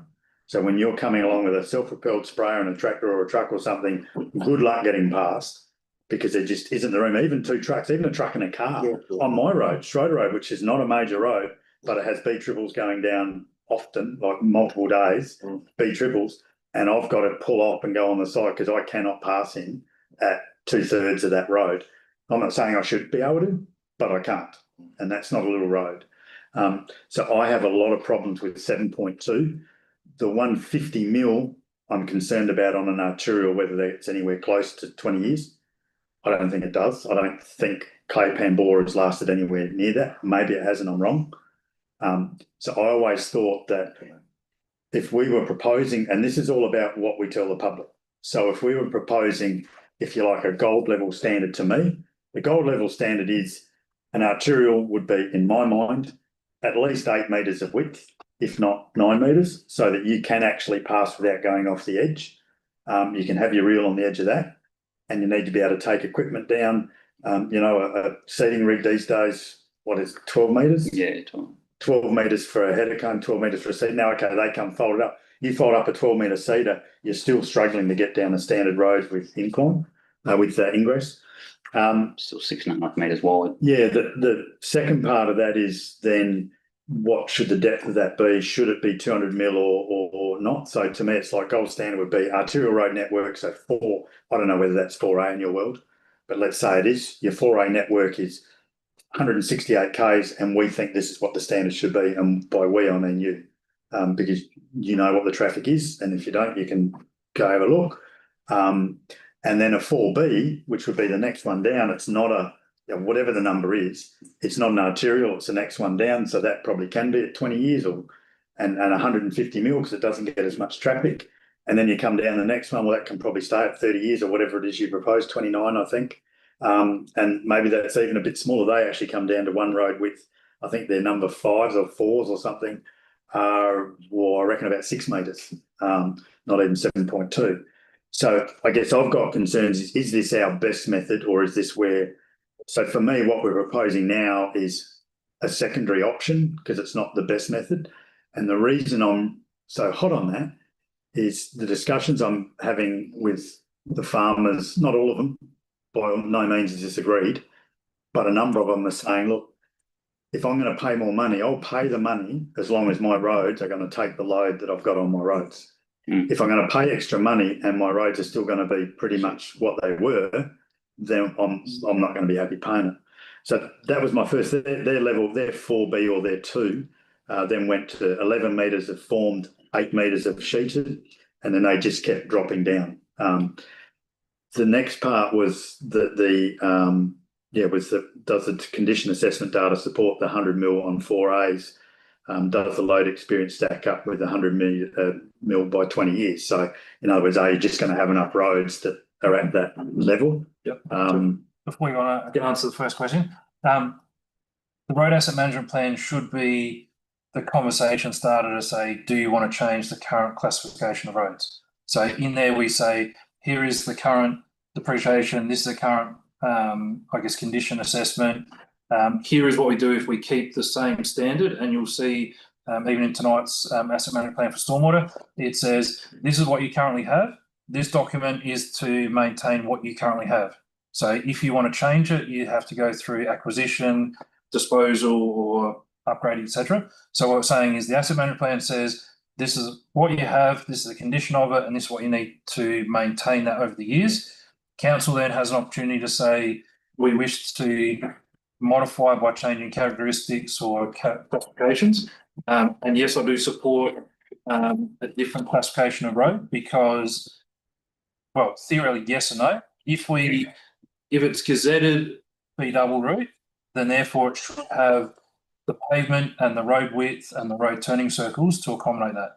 If it's by permit, you would say if the farmer needs to get in there for crop basis once a year and it's a good weather road, then you can get in there, not a problem.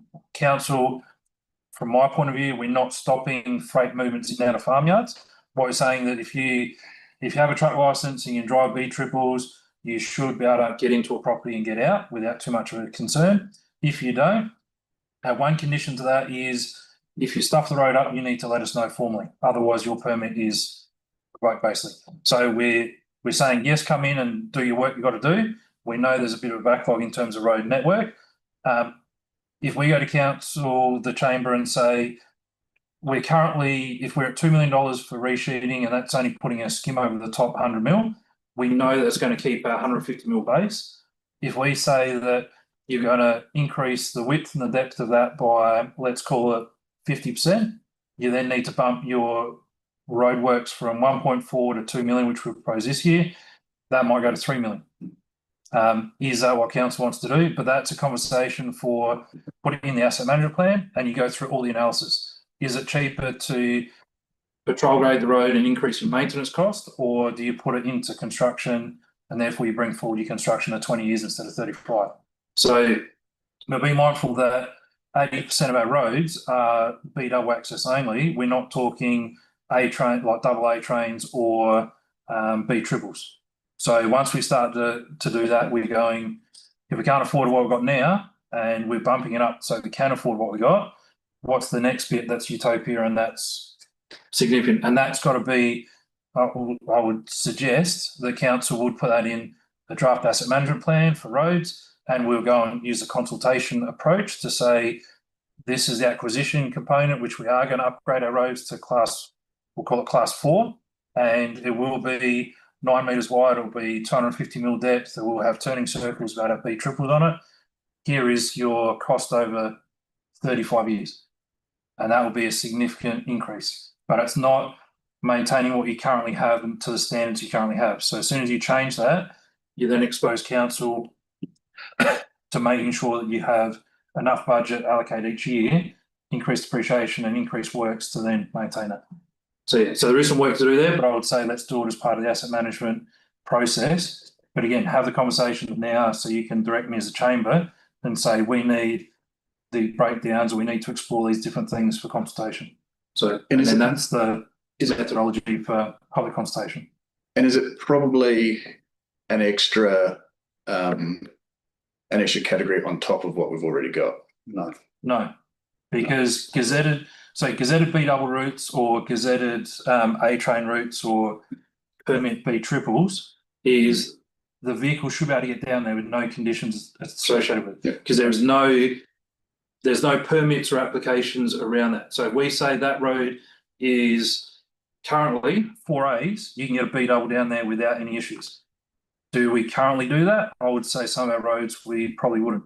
However, we have relaxed it, for a better word, to say that if a farmer needs to get a B double in to get hay off once a year, that's fine. If we need to get food in there or fertiliser once a year, that's fine. But when we start to say we permit them or we gazette them, allow them all year access, that's when we need to build the road appropriate. There's so many issues, like a lot of the roads, like the perception, like a lot of the new roads we've built now, and I'm driving down there in my truck. Perception is I'm driving here and I look, there's not enough room for another vehicle to get past me. If someone's coming at me and I slow right down, yeah, I've got to get over a bit, but there is enough room to get past. But we get so many drivers and especially contractors coming into the area that expect to drive down a road at 100 kilometres an hour when it's not, it's 60 k an hour. And if they drove at 60, they're going to be able to drive down what we've got there reasonably safe. Yeah, we do have a major issue with vegetation. If I'm passing a car, I am hitting my mirrors, and if I was doing 80, I'd be taking the mirror off. If I'm doing 30 or 40, it just flicks past. That is a major issue on the sides of the roads. But so I think our road conditions, yeah, we can improve them, but there's also needs to be an education on actual drivers that you cannot drive these roads at 80 or 90. You've got to take it. Yeah, so that's why we've increased our signage for off sealed roads onto unsealed. You'll see the drive to conditions, which is, there's a lot more of those being put up because you need a drive to condition of the unsealed road. You don't have a speed limit as such, it's drive to the conditions. In terms of the road envelope, which we have talked about vegetation today, a lot of the councils have 5.2 metres on the wheel edge or the edge of pavement, for a better word. And if you need to stop and go around another vehicle, if there's overhanging vegetation, they have a clearance envelope that is 5.2 metres up from basically the edge of pavement. So the expectation that you can get a wide line through at 9 metres, we don't build our roads to that. We build our roads to 5.2 up on the edge of 7.2 metres pavement. And if there is a large gum tree that other councils do have encroaching into that, you have to give way to the other vehicle coming through to get around there. So there's not a full clearance for the oversized or over height trucks and stuff that come through. Obviously the stock crates I'm talking about. So 5.2, they go to 5.5 or thereabouts, they're going higher. So again, with that, the expectation is that it's not glorified cut through everything. So I would suggest our vegetation is probably compliant because it is at 7.2 to 5.2 metres up, but the wide lines going through, that's out to the side drain because it's 9 metres or so. So which we don't comply with at all. Yeah. So yeah, but again, if that's where council wants to go as a chamber, then there's probably significant cost. We're talking ongoing cost as well. It's not just when you start that road off, it's when you build that road and you have to continue that expectation for forever. So, and if we're talking rough figures now, we're 1.4 million up to 2 million. If you double that, that's $4 million a year. Yeah. That's a significant amount to try and keep it up. Yeah. Because you are talking 85% of our roads are B double permit or B double gazetted. Yeah. So to bring them right up to additional width and additional standard, it will cost council a fortune. Also, I'll clarify too, the 150 mil depth, we don't value the stuff that's under the road. So we know roads have been around for 100 years plus. We know that the rubble underneath has probably got some, I'll call it some strength. Therefore, the 150 is the wearing course over the top like the Space Hill. So potentially as time goes on, the road will continue to go up and you'll have some strength underneath, but it won't be a full 150 mil depth underneath. So, what was I say? Colquhoun Road, that pavement was 330 to 400 mil thick. So again, that's built on B doubles and the occasional B triple going through there, because that's what we did it on design of existing vehicle path movements. We know that will wear out quicker than what it should. It's not going to last for 100 years, it'll last for X amount. But that's the pavement you're talking about. So we're not talking 150 mil, you're talking on clays through Lameroo, you're talking probably 300 mil to 350 mil depth you'll need for permanent B triples. So it's a significant increase. So, and I don't believe the ratepayers or council would go in that direction from this point of view, from a budgeting point of view.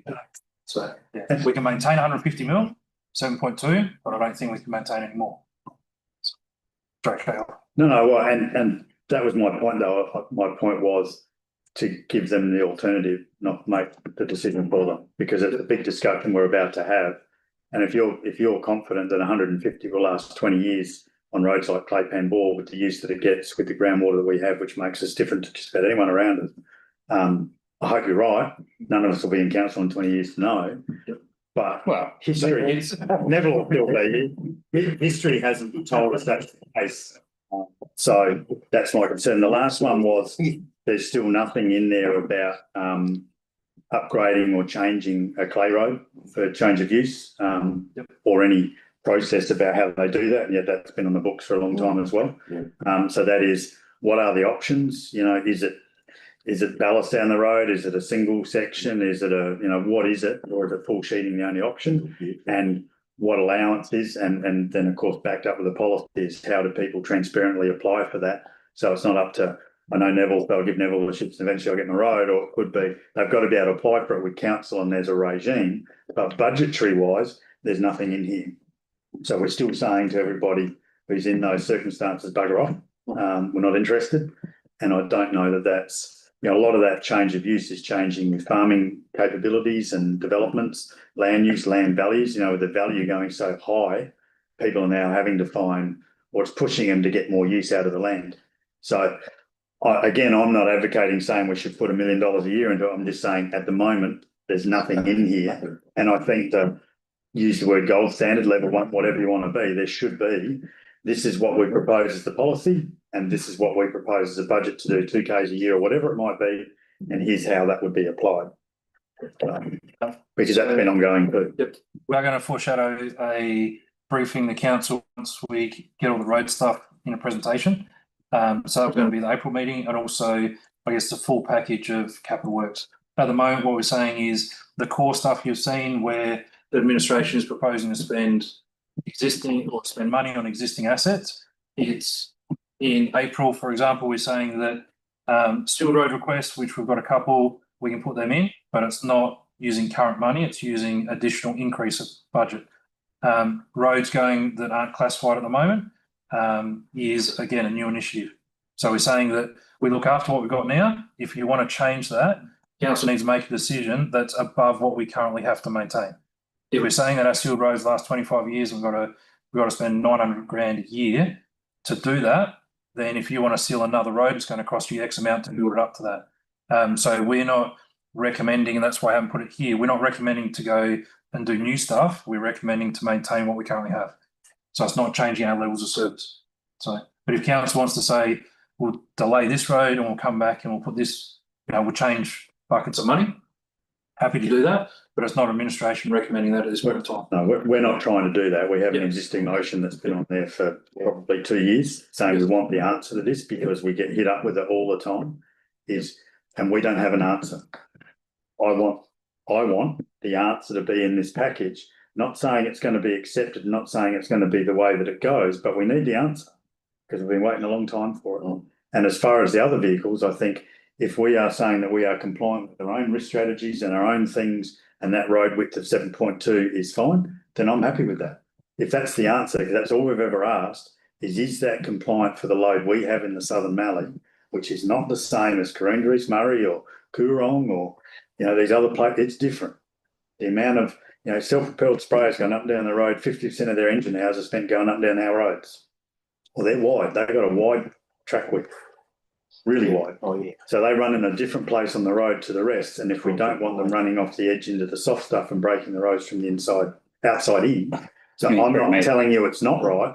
I just want to make sure it is right. In terms of the law of averages, all of 1,100 kilometres of road or 900 and whatever of gravel roads are based on an average of 35 years. Yeah. We know that some roads that are gravel may get 2 vehicles down a week. Therefore, they would last a lot longer than 35 years. We know that Claypan Bore, and there's a couple other roads that come to mind, that they get thrashed, and if you don't keep the maintenance up at the right times, don't get the right shape to it, you will lose them, and you don't get your hardness and stuff. And it'll be interesting to see how Claypan Bore goes in 20 years with a different style of rubble, different technique, and getting some hardness on it. Yeah. So, And also clay-based roads that we have worked on a policy, Ben and I together. It's not quite finalised at the moment. But yeah, it's definitely not something that's just been left. We do have it here, and I'm not suggesting it is for 1 minute, and I'm not having a go at Ben. He's been doing good work with the roads and it's getting lots of positive comments from out there. It's just this is a big piece to take to the community. It's going to be a big shift, whatever it is. It's big. So if we're going to do it, we might as well do it with everything we possibly can inform them with and give them choice. Not do this and then come back 12 months later with another piece. Yeah, it's like it's pointless. You're going to hit me with everything and let me make a decision. Yeah. The other thing that will be presented in April as well, the stuff that's come through the road condition assessment is to say we now have 10 metre increments of what our road condition is. So we can pick up the pothole on Yarraville Road where the highway is. We can pick up one pothole that was done on Hammond Road because it was work in progress. We can then send a crew out to do road repairs, which is why there's money in this budget here for 3,000 tonne of rubble to go do a small section. It might be, we'll call it resheet 10 metres of road, but that should bring our standard from a 5 very poor up to okay. So instead of in the past, we've resheeted that whole segment at 150 mil, what we're saying is now we've got the capabilities to go, let's send a crew out there efficiently, put some rubble on that, patrol grade it up during winter. Therefore, that should bring that one segment up to a class 4, not a class 4, but a category 4, class 4 condition rating 4, where it was a 5. So there was a pothole in it, now I can fix it. Yeah. Okay, I've got So again, it's what can we do to improve? I get it. Small steps. Bring it up, but go down in numbers. I'm on board. Yeah. I think that's very indicative. right. No more questions? I wouldn't sit with that. Yeah. So I just wanted to give full picture of where we're at right now, of everything. Capital also, I don't want to go muddling difference between operating capital, but just go, we've gone through money, right? So we've gone through all of that. Thank you very much. Now we've got, from what Ben said, and this is not, we're not setting anything in stone here, but this is at the moment pretty good, Ben, based on the assessment based on the condition and what we got from NTRO. Yes. And we'll go through this in more detail, but you can see, and we spoke about based on the policy and all of that we were just talking about, there's another 2 million there. road reseals, and again, this comes from NTRO again. Now, all the budget I went through, we didn't have more than $200,000 for reseals. And we should be spending close to 900,000. So that's what we've got. That's what we've got in at the moment. Yeah. And we were told that way back. Yeah. That it should have been $700,000 to $800,000, but it wasn't. It was 150. Yeah. So we're sort of, and Ben's thrown some in there. This is based on the assessment, the condition assessment that Ben was just mentioned from NTRO, what we need to do and how, and you can just see 2.5Ks for $1 million. That hurts my soul. And then $350,000 reconstruction of Enterprise Road because the pavement is knackered underneath it. So the data's come through saying the pavement is knackered, doesn't matter what you do to the top, it's going to reflect through anyway. So if you take that out and put that in other sealed resurfacing or resealing, you get a lot more kilometres and you get closer to covering all of your roads that have a 25-year. Yeah. We can't turn that back to a dirt road, can we? Won't be long and it will be. Yeah. It's built on Lamoureux clay, isn't it? Yeah. That's the problem. Yeah, clay. So I guess what the approach is here and what's come through the NTRO is saying that you can keep the same condition of road so long as you maintain your top seal and you keep that continuous program up. So for the last 25 years, you've got to do 5.5 Ks per year to get you up to that. At the moment, we're saying we're going to do less than that because you've got a road pavement. But you should be going back to 5.5 Ks a year of simply overspraying, which is what you see on the highway now. So it's not fixing the stuff up underneath, it's basically just covering it, keeping the water out of it and keeping the bitumen live so the stone will stay on it. So keeping the weeds out. Correct. Yep. So where does you brought up last time Billiat Road?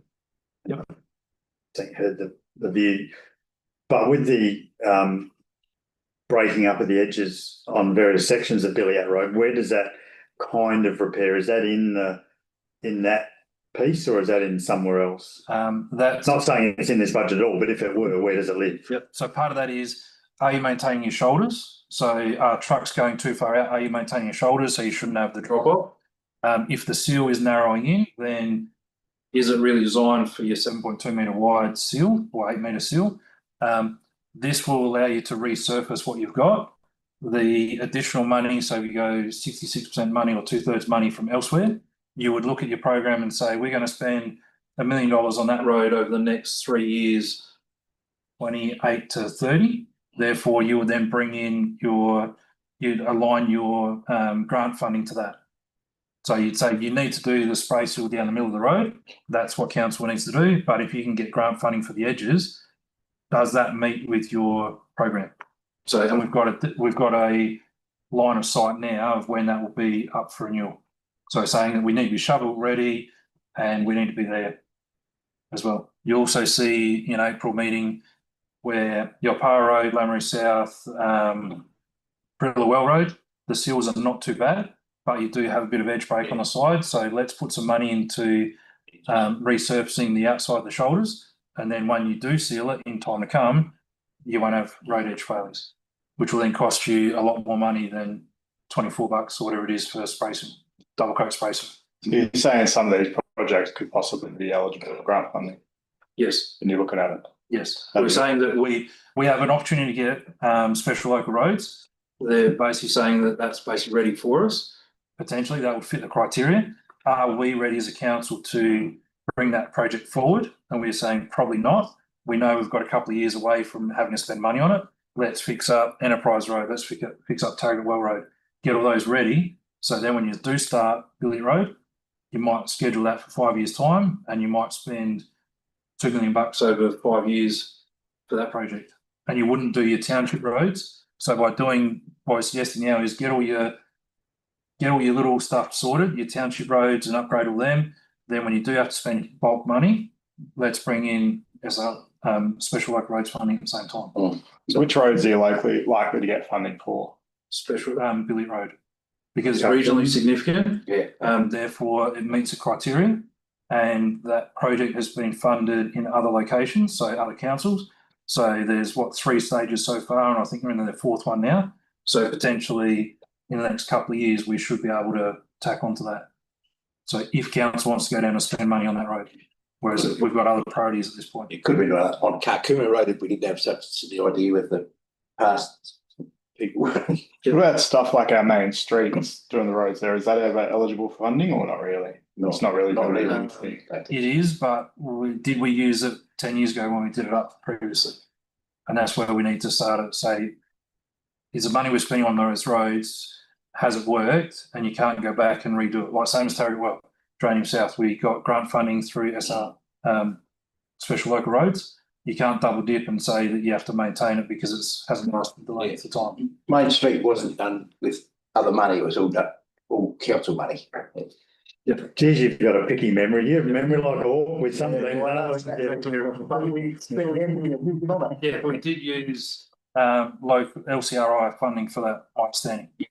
So yeah, so was grant funding used for that, and as well as Lameroo. So this is just the road, or the I'm not Main Street. No, just the road. I'm just talking about just the road. Yeah, so Pinneri Main Street was done back 15 odd years ago. The whole road was ripped up and redone down.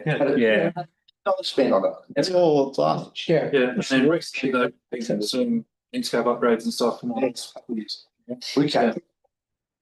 So just while we're on that, the special local road window, even though you can't get Turrigat well, my understanding is Carcooma Road is because of the cross. So is that not one that would be eligible for that if need be? Potential would be. So it's currently, Huron Council, we talked to them saying that it wasn't on the Murraylands initial project list, but Billy Road was, so that's already, they've almost signed off. When I say almost signed off on it, that's a priority for them, for the funding. Carcooma Road, we need to provide all the evidence and stuff with it. But again, that's well, Carcooma Road's actually going to have trucks running on it and going flat out to the feedlot, whereas Billiat was I haven't seen a B-trip on there ever, but that doesn't get a lot of use, whereas this one gets flat out. So one actually, we're going to end up paying for it one way or another, and it's going to be horrendous. I think what was your projection, 10 to million, something like that? Yeah. Oh, there's no way we can fund that. So we're going to have to. So we're going to need to be tapping into as much grant funding as we possibly can. And Billiat will come somewhere in the thing, but that doesn't mean we won't have to do edge work on Billiat, which is why I'd ask. Yeah. And that's why you'll see in the April meeting as part of the asset management plan going forward is that will be a project. So if you spend $1 million on Billiat Road, you can then get $2 million funding. Yeah. You spend $3 million on that, and that will do resurface of the whole road potentially from 35 kilometres. If you spend that out on Carcooma, you're going to get 2 kilometres done or 3 kilometres done. So you won't get the whole lot done. It's so much capital. What are we on? Carcooma, we've got 13 Ks to join up. 13. Yeah. So it's a matter of putting 150 mil rubble on, potentially going back and stabilising it, which is what Huron Council did, and then doing a double coat seal over it, and potentially some drainage or some curve alignment. Yes, increase the width too, I think, wouldn't you? Especially up around Smalley's Corner there. That seems to narrow. Had done. Cool. 2 people.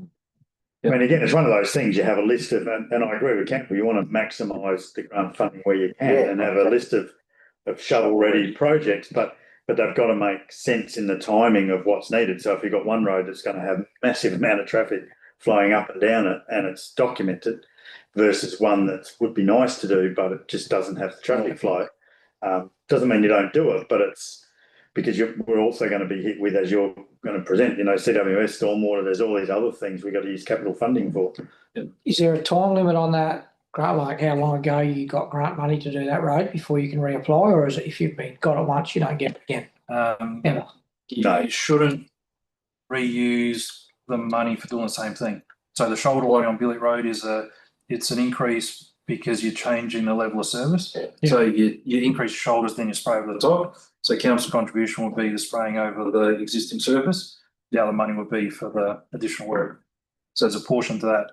In terms of Carcooma, it's going to be a whole construction job. When the shoulders were done on Colcomai Road, that was 60-40, I think, government us.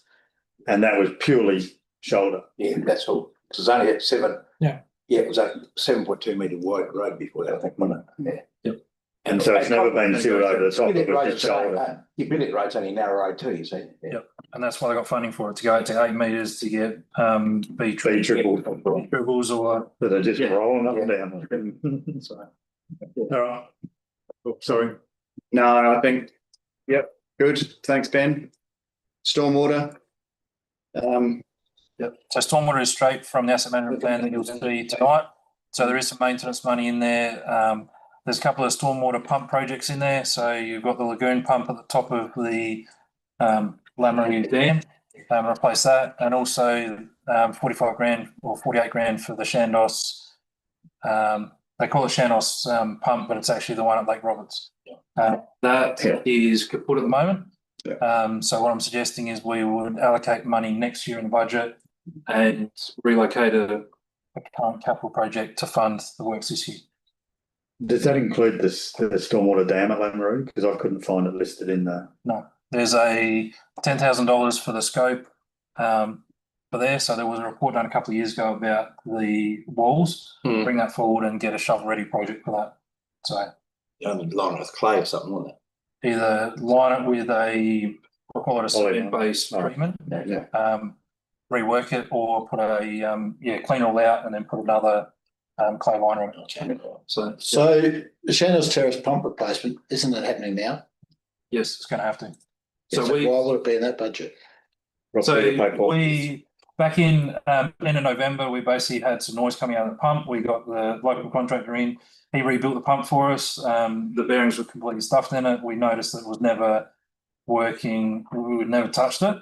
We then did the asset management plan and said there's 2 pumps we need to do. One that's sitting out in the open down by the lagoon, one at the Lake Roberts. Please allow enough money to be able to do that. It's 350 mil pipe that gets pumped up the top. We put money into the asset management plan, and as soon as it rains, a couple of weeks ago, you basically broke the shaft and stopped the pump. At the moment, we've got a temporary setup where we've brought another pump into it. Not the right pump, but it's basically pumping very slowly to get to deep water. So the theory is we foreshadowed it, we need to spend money on it. Unfortunately, now we've mucked with it, it's now broken and it's now not worth it. So what I'm suggesting is we will need to spend money on it. If we get an invoice 1st of July, or if we do the work now and get an invoice now, we can then swap a road project over or something and then do sleight of hands. And the other one with your the lining, if we line that, you'll probably have to dredge it too. Correct. So that $10,000 is to go get the consultant that did it last time to say, tell us what it is, what can we do to it, give us some pricing on it. Do we need to do it straight away, or can we do some other stuff? And that will come in line with potentially the new stormwater pressure main that comes in from the development to the north. So that's just to get a consultant. Let's get a consultant. You're probably looking at $1 million for a plastic liner. So why don't you just go to a dam liner person and say, we want to put a liner at this, what do we have to do? Same thing. Yeah. It won't cost you. He's not talking 10,000 for fees of everything. That's right. If you got the likes of Jeffrey Morgan to come in and say, have to do it. This is what I got to do. He can do it that easy. It's going to cost nowhere near that. No, that's right. Yep. So they can quote it, design it, go ready for tender. Because over $1 million, you have to go to open tender due to our policy. So again, it's getting a shovel-ready design. If we need to. Can we change the policy? No, with like government. No, that's bullshit. Is it tender it that much? Yeah. Can you get like that? Would you go to someone like Jeffrey Morgan and can you have a look at this job and give us an estimate, and then you can say, look, yep, it is going to be $1 million, so now we've got to go to that. Or he says, I can do that for 400,000. Yeah, definitely. And that's what that is saying that we need to do a project. Yeah, with some money to do it. But not ending the project. We put not ending the project, not ending the 10. I just think we could get someone like him who's local in the area, has done plenty of lining shit pits and everything for all sorts of dairies and piggeries and the works. Knows what he's doing, knows the clay that he's working with. You get him down here and you're not going to have to spend 10,000 on a consultant. Yep. Who did McMahon's? Jeffrey. Yeah, I thought he does heaps of them. Does heaps of that sort of work. You'd get him down and it's not going to be part of his business. It's part of his business to do it. Like he's not going to charge you 10 grand to come and look at it. He'll come and look at it and go away and price it up. And if it's 400,000, we can say, no, but we get our consultant in under the government terms. It's going to cost us all of that. And he's going to tell us Yeah, it's gonna cost you $1 million. Definitely, what someone's gonna bloody charge us. Yeah,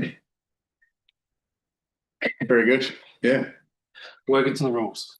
Yes. Yeah. Yeah. That's- Well, I guess that's what we're saying, that there is, but then there's, if that's doable, Yeah. then using that provider, if you don't get the answer you want, well, we're not forcing you to take that answer, but it's the ability to not have, because the local government, as you well know, as soon as it's a government asking, Yeah.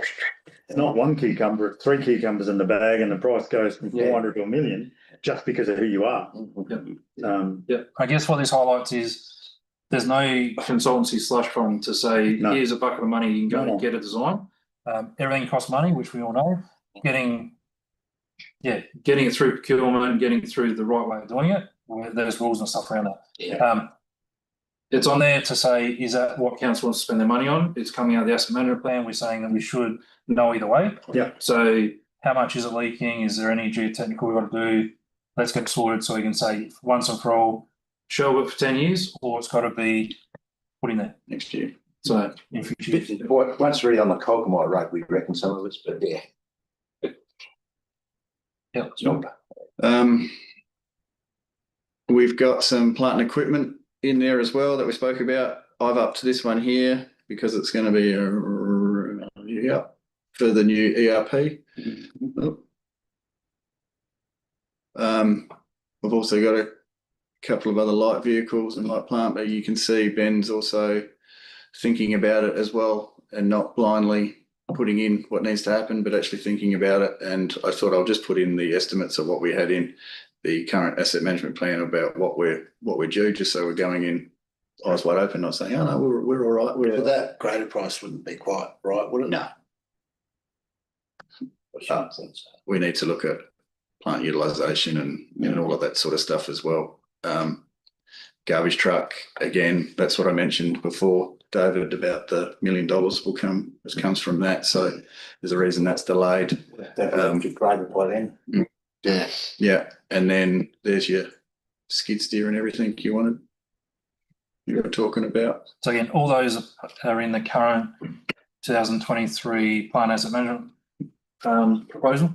Mhm. So that's basically what council's made a decision on previously to say that should be budgeting for that. Yeah. What we're saying is we're pushing some of those out to try and get, I guess, looking at sustainability of it, looking at whether we should do it or contract it out. But again, pushing out to say that they've still got some value for us, even though it might not be a $400,000 grader, it might be $80,000 grader that is suitable for 3 months of patrol grading wet season. So we know that we're not kicking the can down the road. We're saying that we'll do road stuff now, and potentially if we need to sort of reallocate future funds back to plant, we can do that. So we're not losing that money to roads, etc. And with those equipment asset management plans, we passed it through, but we've also said, you know, at the end of the day, we're not invested in this plan, but until you bring us back the alternative, because we don't, and you've done some in here already, like it's 5 years 100, it was 2 years 40, which was, that's just ridiculous. So we were waiting for someone with some rare sense to bring us a plan that, now this is what it should be. Here's my recommendation, so we could actually pass an asset management plan we believed in. Yeah, 5 years is pretty quick for it. Still very long. I'd be pushing that out. That's what I think. Or whatever the warranty is. Well, I think at the time we said whatever the warranty was. It's 5 You years. can get 9 years now. But they haven't seen that policy. Yeah. Unless it just came to you two before. No, this was, it's been to us every year. Yeah, every year. That policy. Every year. Yeah. Police, Clayton. But again, we'll argue the point each year. Yeah. There were some vehicles. We can say we can push. Yeah, there were some vehicles that needed to be, the ones that do hard work, they could be reflected at lesser time, but the ones that have an easy life, push them out to the max of the way. Like you said, there's Hyundais and that that do. Gears. But I think Especially CEOs, I mean, they just tilt us around. Well, I mean, the managers get the new one anyway, and it gets passed down. Well, with that, you don't want to pass it down, sell it, but you want to sell it, not trade it. Get that Subaru out of here. yeah. some of the things that we're looking at the moment is utilisation, making sure that we standardise our vehicles too, like other councils, to say that if that vehicle is only doing 20,000 a year, let's give it to someone else that does more.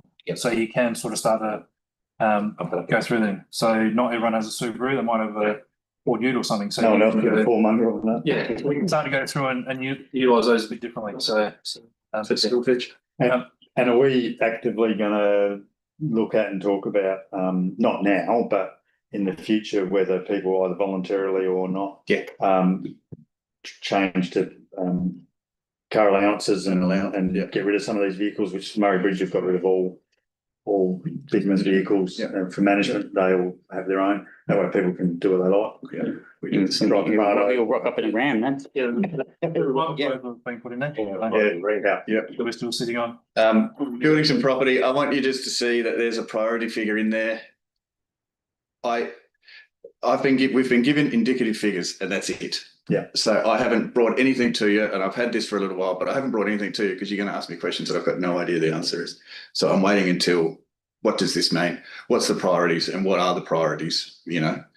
Because there's, 270 is saying you need to be spent on your priorities. And it's like, well, what are they? It's like, yeah, Well, great question. We know 100,000 is gonna go on the toilet. block. Well, yeah, that's right. No, but that's what. Can't be excused, I have it, got to have it. You can, we've got 5 minutes, but Wait that long. other projects in there as well. We've got the Lamoureux Toddler Pool shade. For some reason, this was pushed on to How much? the mums and bubs. Good idea. It's ridiculous because it's an odd shape. And it's actually, out the some way. stand is actually really big. Standards, Mm, you get standard It's just a size photo. on it and yeah, be half of that, but We're trying because this is bigger than standard, it's ridiculous. yeah. And this is not us going for fancy. I'll give you the big tip. There's nothing fancy about this. The supply and install. Who's, I'll talk to you about that later. Yeah, no, We've had a few. We'll do that because the Pinaroo one was done this year and that was 30,000. I think that only had to be recovered over the existing frame. yeah, but it's funny, like our guys can slam the posts in, it's not that hard. Yeah. I can give you nominal all sizes, I'll give it like all the engineering there, and you just just measure it up and send it up to get the shade sail made. So do we have the draining board? Probably like $3,000. It's got a whole. Grading bore is this time. So remember this year. So we moved, so Perilla was in this year's budget. We pushed that out. Yeah. And then the Perilla money is in this year's. So you got $60,000 this year to do draining bore, which means we need to reallocate budget next year for Perilla. Yeah. And are you going to have that ball finished in time to do your road, swap your road thing around you want for fuel? Because you were saying that earlier and I thought, are you going to have water?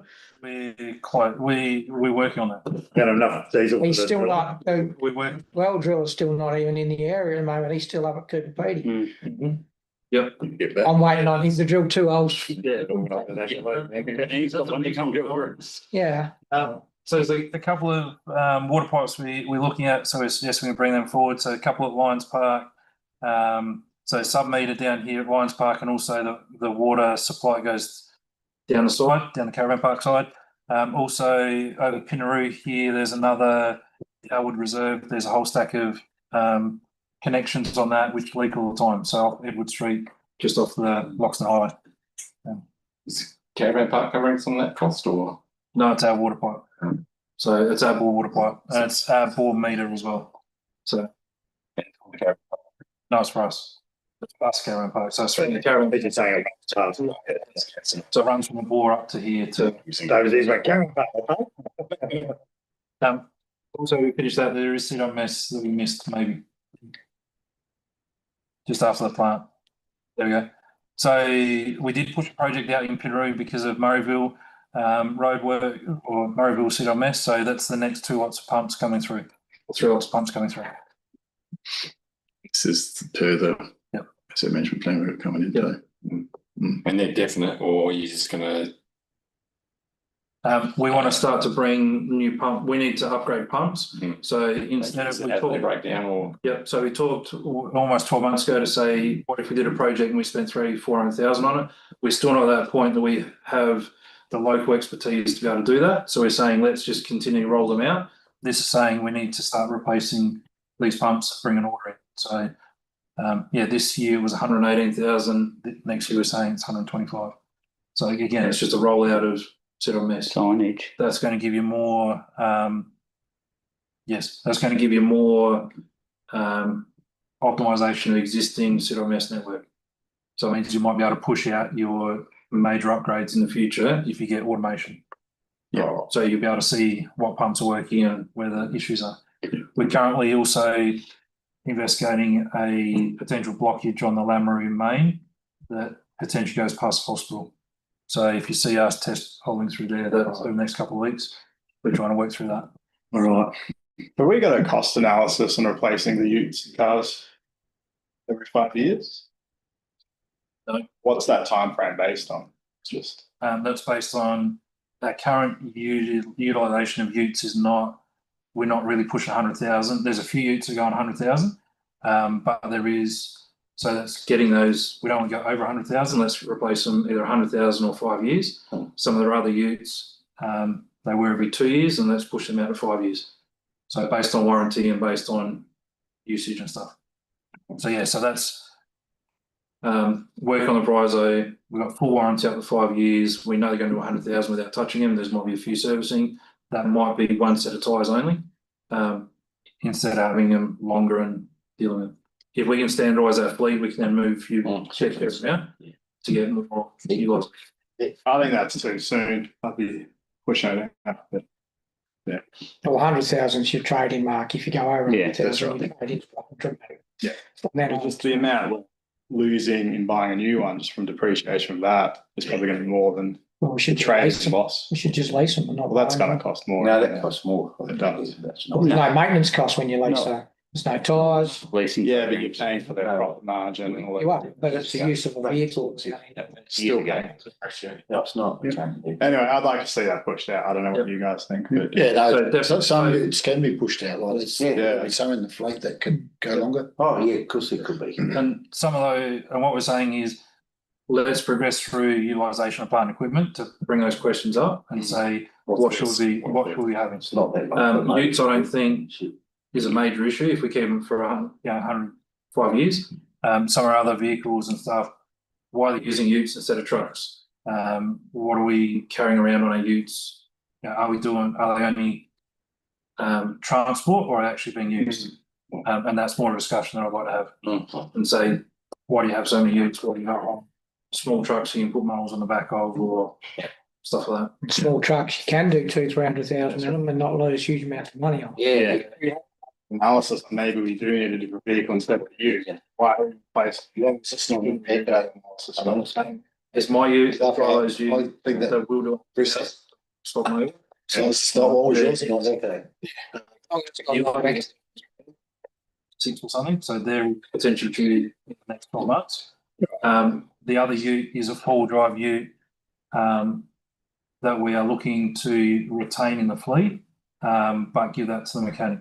So basically saying, here's a mechanic's ute that's going to last for another 5 years. Let's get a four-wheel drive ute so we can tow people out if they get in a bog, set up the proper configuration rather than just having a standard view. So I was trying to, again, go through that standardisation of our vehicle fleet. Yeah. But it's not just saying that here's some vehicles that come up, we're just going to replace them because they're due. It's not, I think that's all good, but I still think we should push that further. We can get a lot more value out of them.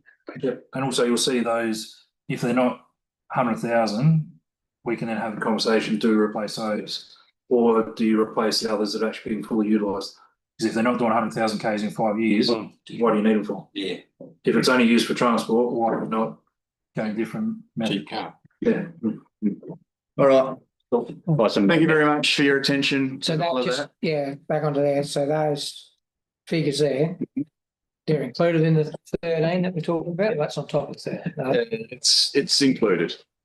Yeah. Ish. Yes. Effectively, all you've got is 11.6 or 7 at the moment, but Yeah, it's the likely replacement. going to be. Yeah, the replacement of All of that is included. the truck, like the garbage truck and all of that. That's So the garbage truck's not there over to the right, that's not Yeah. getting replaced.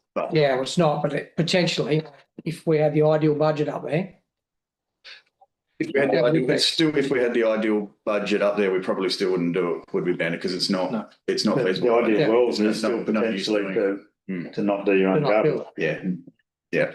Because it comes back to that capital thing, which is, if you remember back to when we originally spoke about it, there's a lot of stuff coming in tonight saying there's a lot of capital to be spent over the future. You can only borrow up to your income excluding childcare, I think. So we've got to be really mindful of there's only a certain amount of capital, and our fixed term loans go to 15 years. Yeah. So a lot of these projects are coming up in 10 years or whatever. So you've got to be mindful if this road comes up or you want to do that next minute, you need 1.5 a year for 3 years or whatever, 500 a year.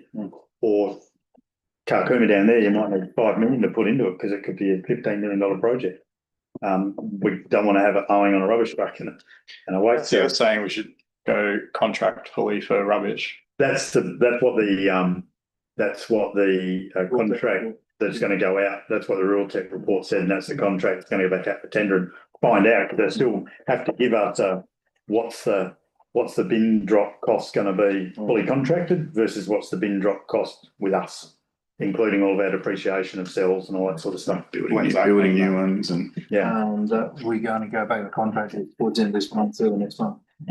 So, but what we've been doing for the last 12 months or 1st of July is basically capturing costs, what it costs us through the same service. So we know how long it takes us to get to the dump, we can do it in a day.